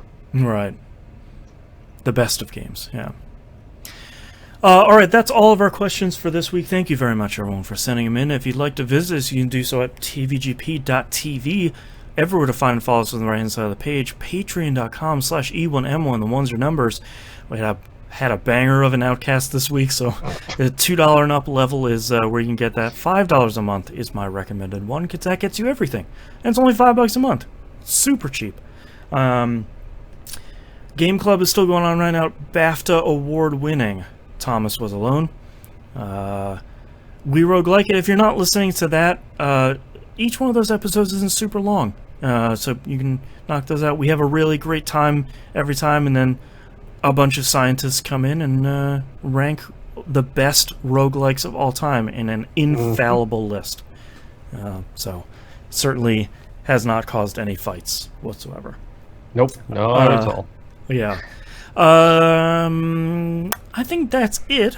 If you're not listening to Old Dog New Flicks, you really should. It's really great. The public feed and the patron feed both have episodes on it right now. Yep. We did have a rough sketch in our heads because we select the movies ahead of time, obviously. What we're going to watch. Let's just say that the upcoming schedule has been wibbly-wobbly all over the place right now. So okay. The upcoming movie is still going to remain the same. Still, this month's movie is Lost Boys. Mm-hmm. The upcoming ones after that, everything's up in the air again now. It's exciting. We had a discussion, and there is timing that we would like to do, so we're going to go with that instead. Okay. That makes sense. Sure. Yeah. So go listen to that public feed. And for anyone that's not a patron, I don't really take anything off of Patreon, so you get your own audio feed as part of Patreon, and it has a lot of stuff up there. So if you want to listen to some back episodes, like you'll never miss anything. So go check that out. And that's our episode this week. We'll see you all next week. Ta-ta! Later. Don't know why I went with ta-ta, but ta-ta it is. Especially considering ta-ta means something over else here. Yeah. Okay, hit me with your titles, Mr. the Nimp. All right. I have Xbox was dead by Friday. What I spend blood points on. And we will just call him. Long pause. What I spend blood points on sounds like a 90s goth rock band. Yeah. It's all shotguns and snipers. Push it in a demon space and pull. Ooh. The whale noise. Yeah. Yep. I don't know. I refuse to look. My wife is legally required. Easy, easy, easy. Brick wall. Time moves when you shriek. Super not. Chef's kisses. Nobody expects the Street Fighter movie. If you're a Pearl Jam fan. Hashtag just dog things. Photo more. Because you meant to say photo mode. Mm-hmm. And horrible series of scenes. I couldn't remember if you said scenes or photos. Yeah, I don't remember. Moon, how about you? Easy, easy, easy brick wall. A pen flashlight. Pretty please, which is me begging you to play Blair Witch. Mm-hmm. Woods dark, which is a very strange thing. Random words and control. They don't explain Jack. This is probably going to get a veto, but I had to write it down. Wet meat slapping against wet meat. It's going to get a veto, but it's got a certain punch to it. Yes. Certain A smack through demons. Z Day. Destined to doom him. Wife carrying simulator, and from NIMP, my wife is legally required. I've got all this red stuff. Void something. Jib all over the place. You can play this game with a microphone. My vote for this week, Time Moves When You Shriek. Woods Dark. Still Blessing Toilets. That one's good. My wife is legally required. Nobody expects the Street Fighter movie, which is also really good. And Easy, Easy, Easy Brick Wall. Honestly, I think there's 3 solid contenders there. Time Moves When You Shriek, legally required, and Street Fighter movie.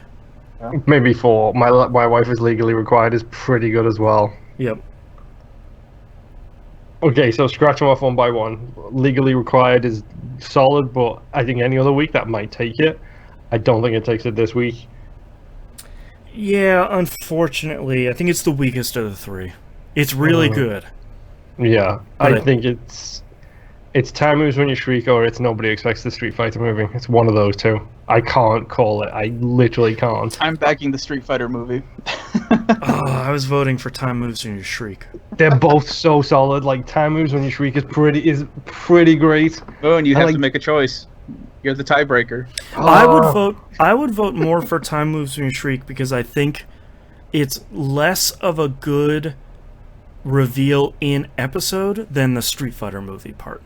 Yeah, because I mean I think you make a very good point here, because me explaining that achievement to you guys and looking at you guys in Skype, you guys are both like, "What are you talking what are you about, talking dude? about?" Yeah. Like, what's this reference?" And then it drops, and it's a great reaction. Yeah, so I'd think rather if we give that in the title, it's I'd gonna rather take away bury that moment. lead.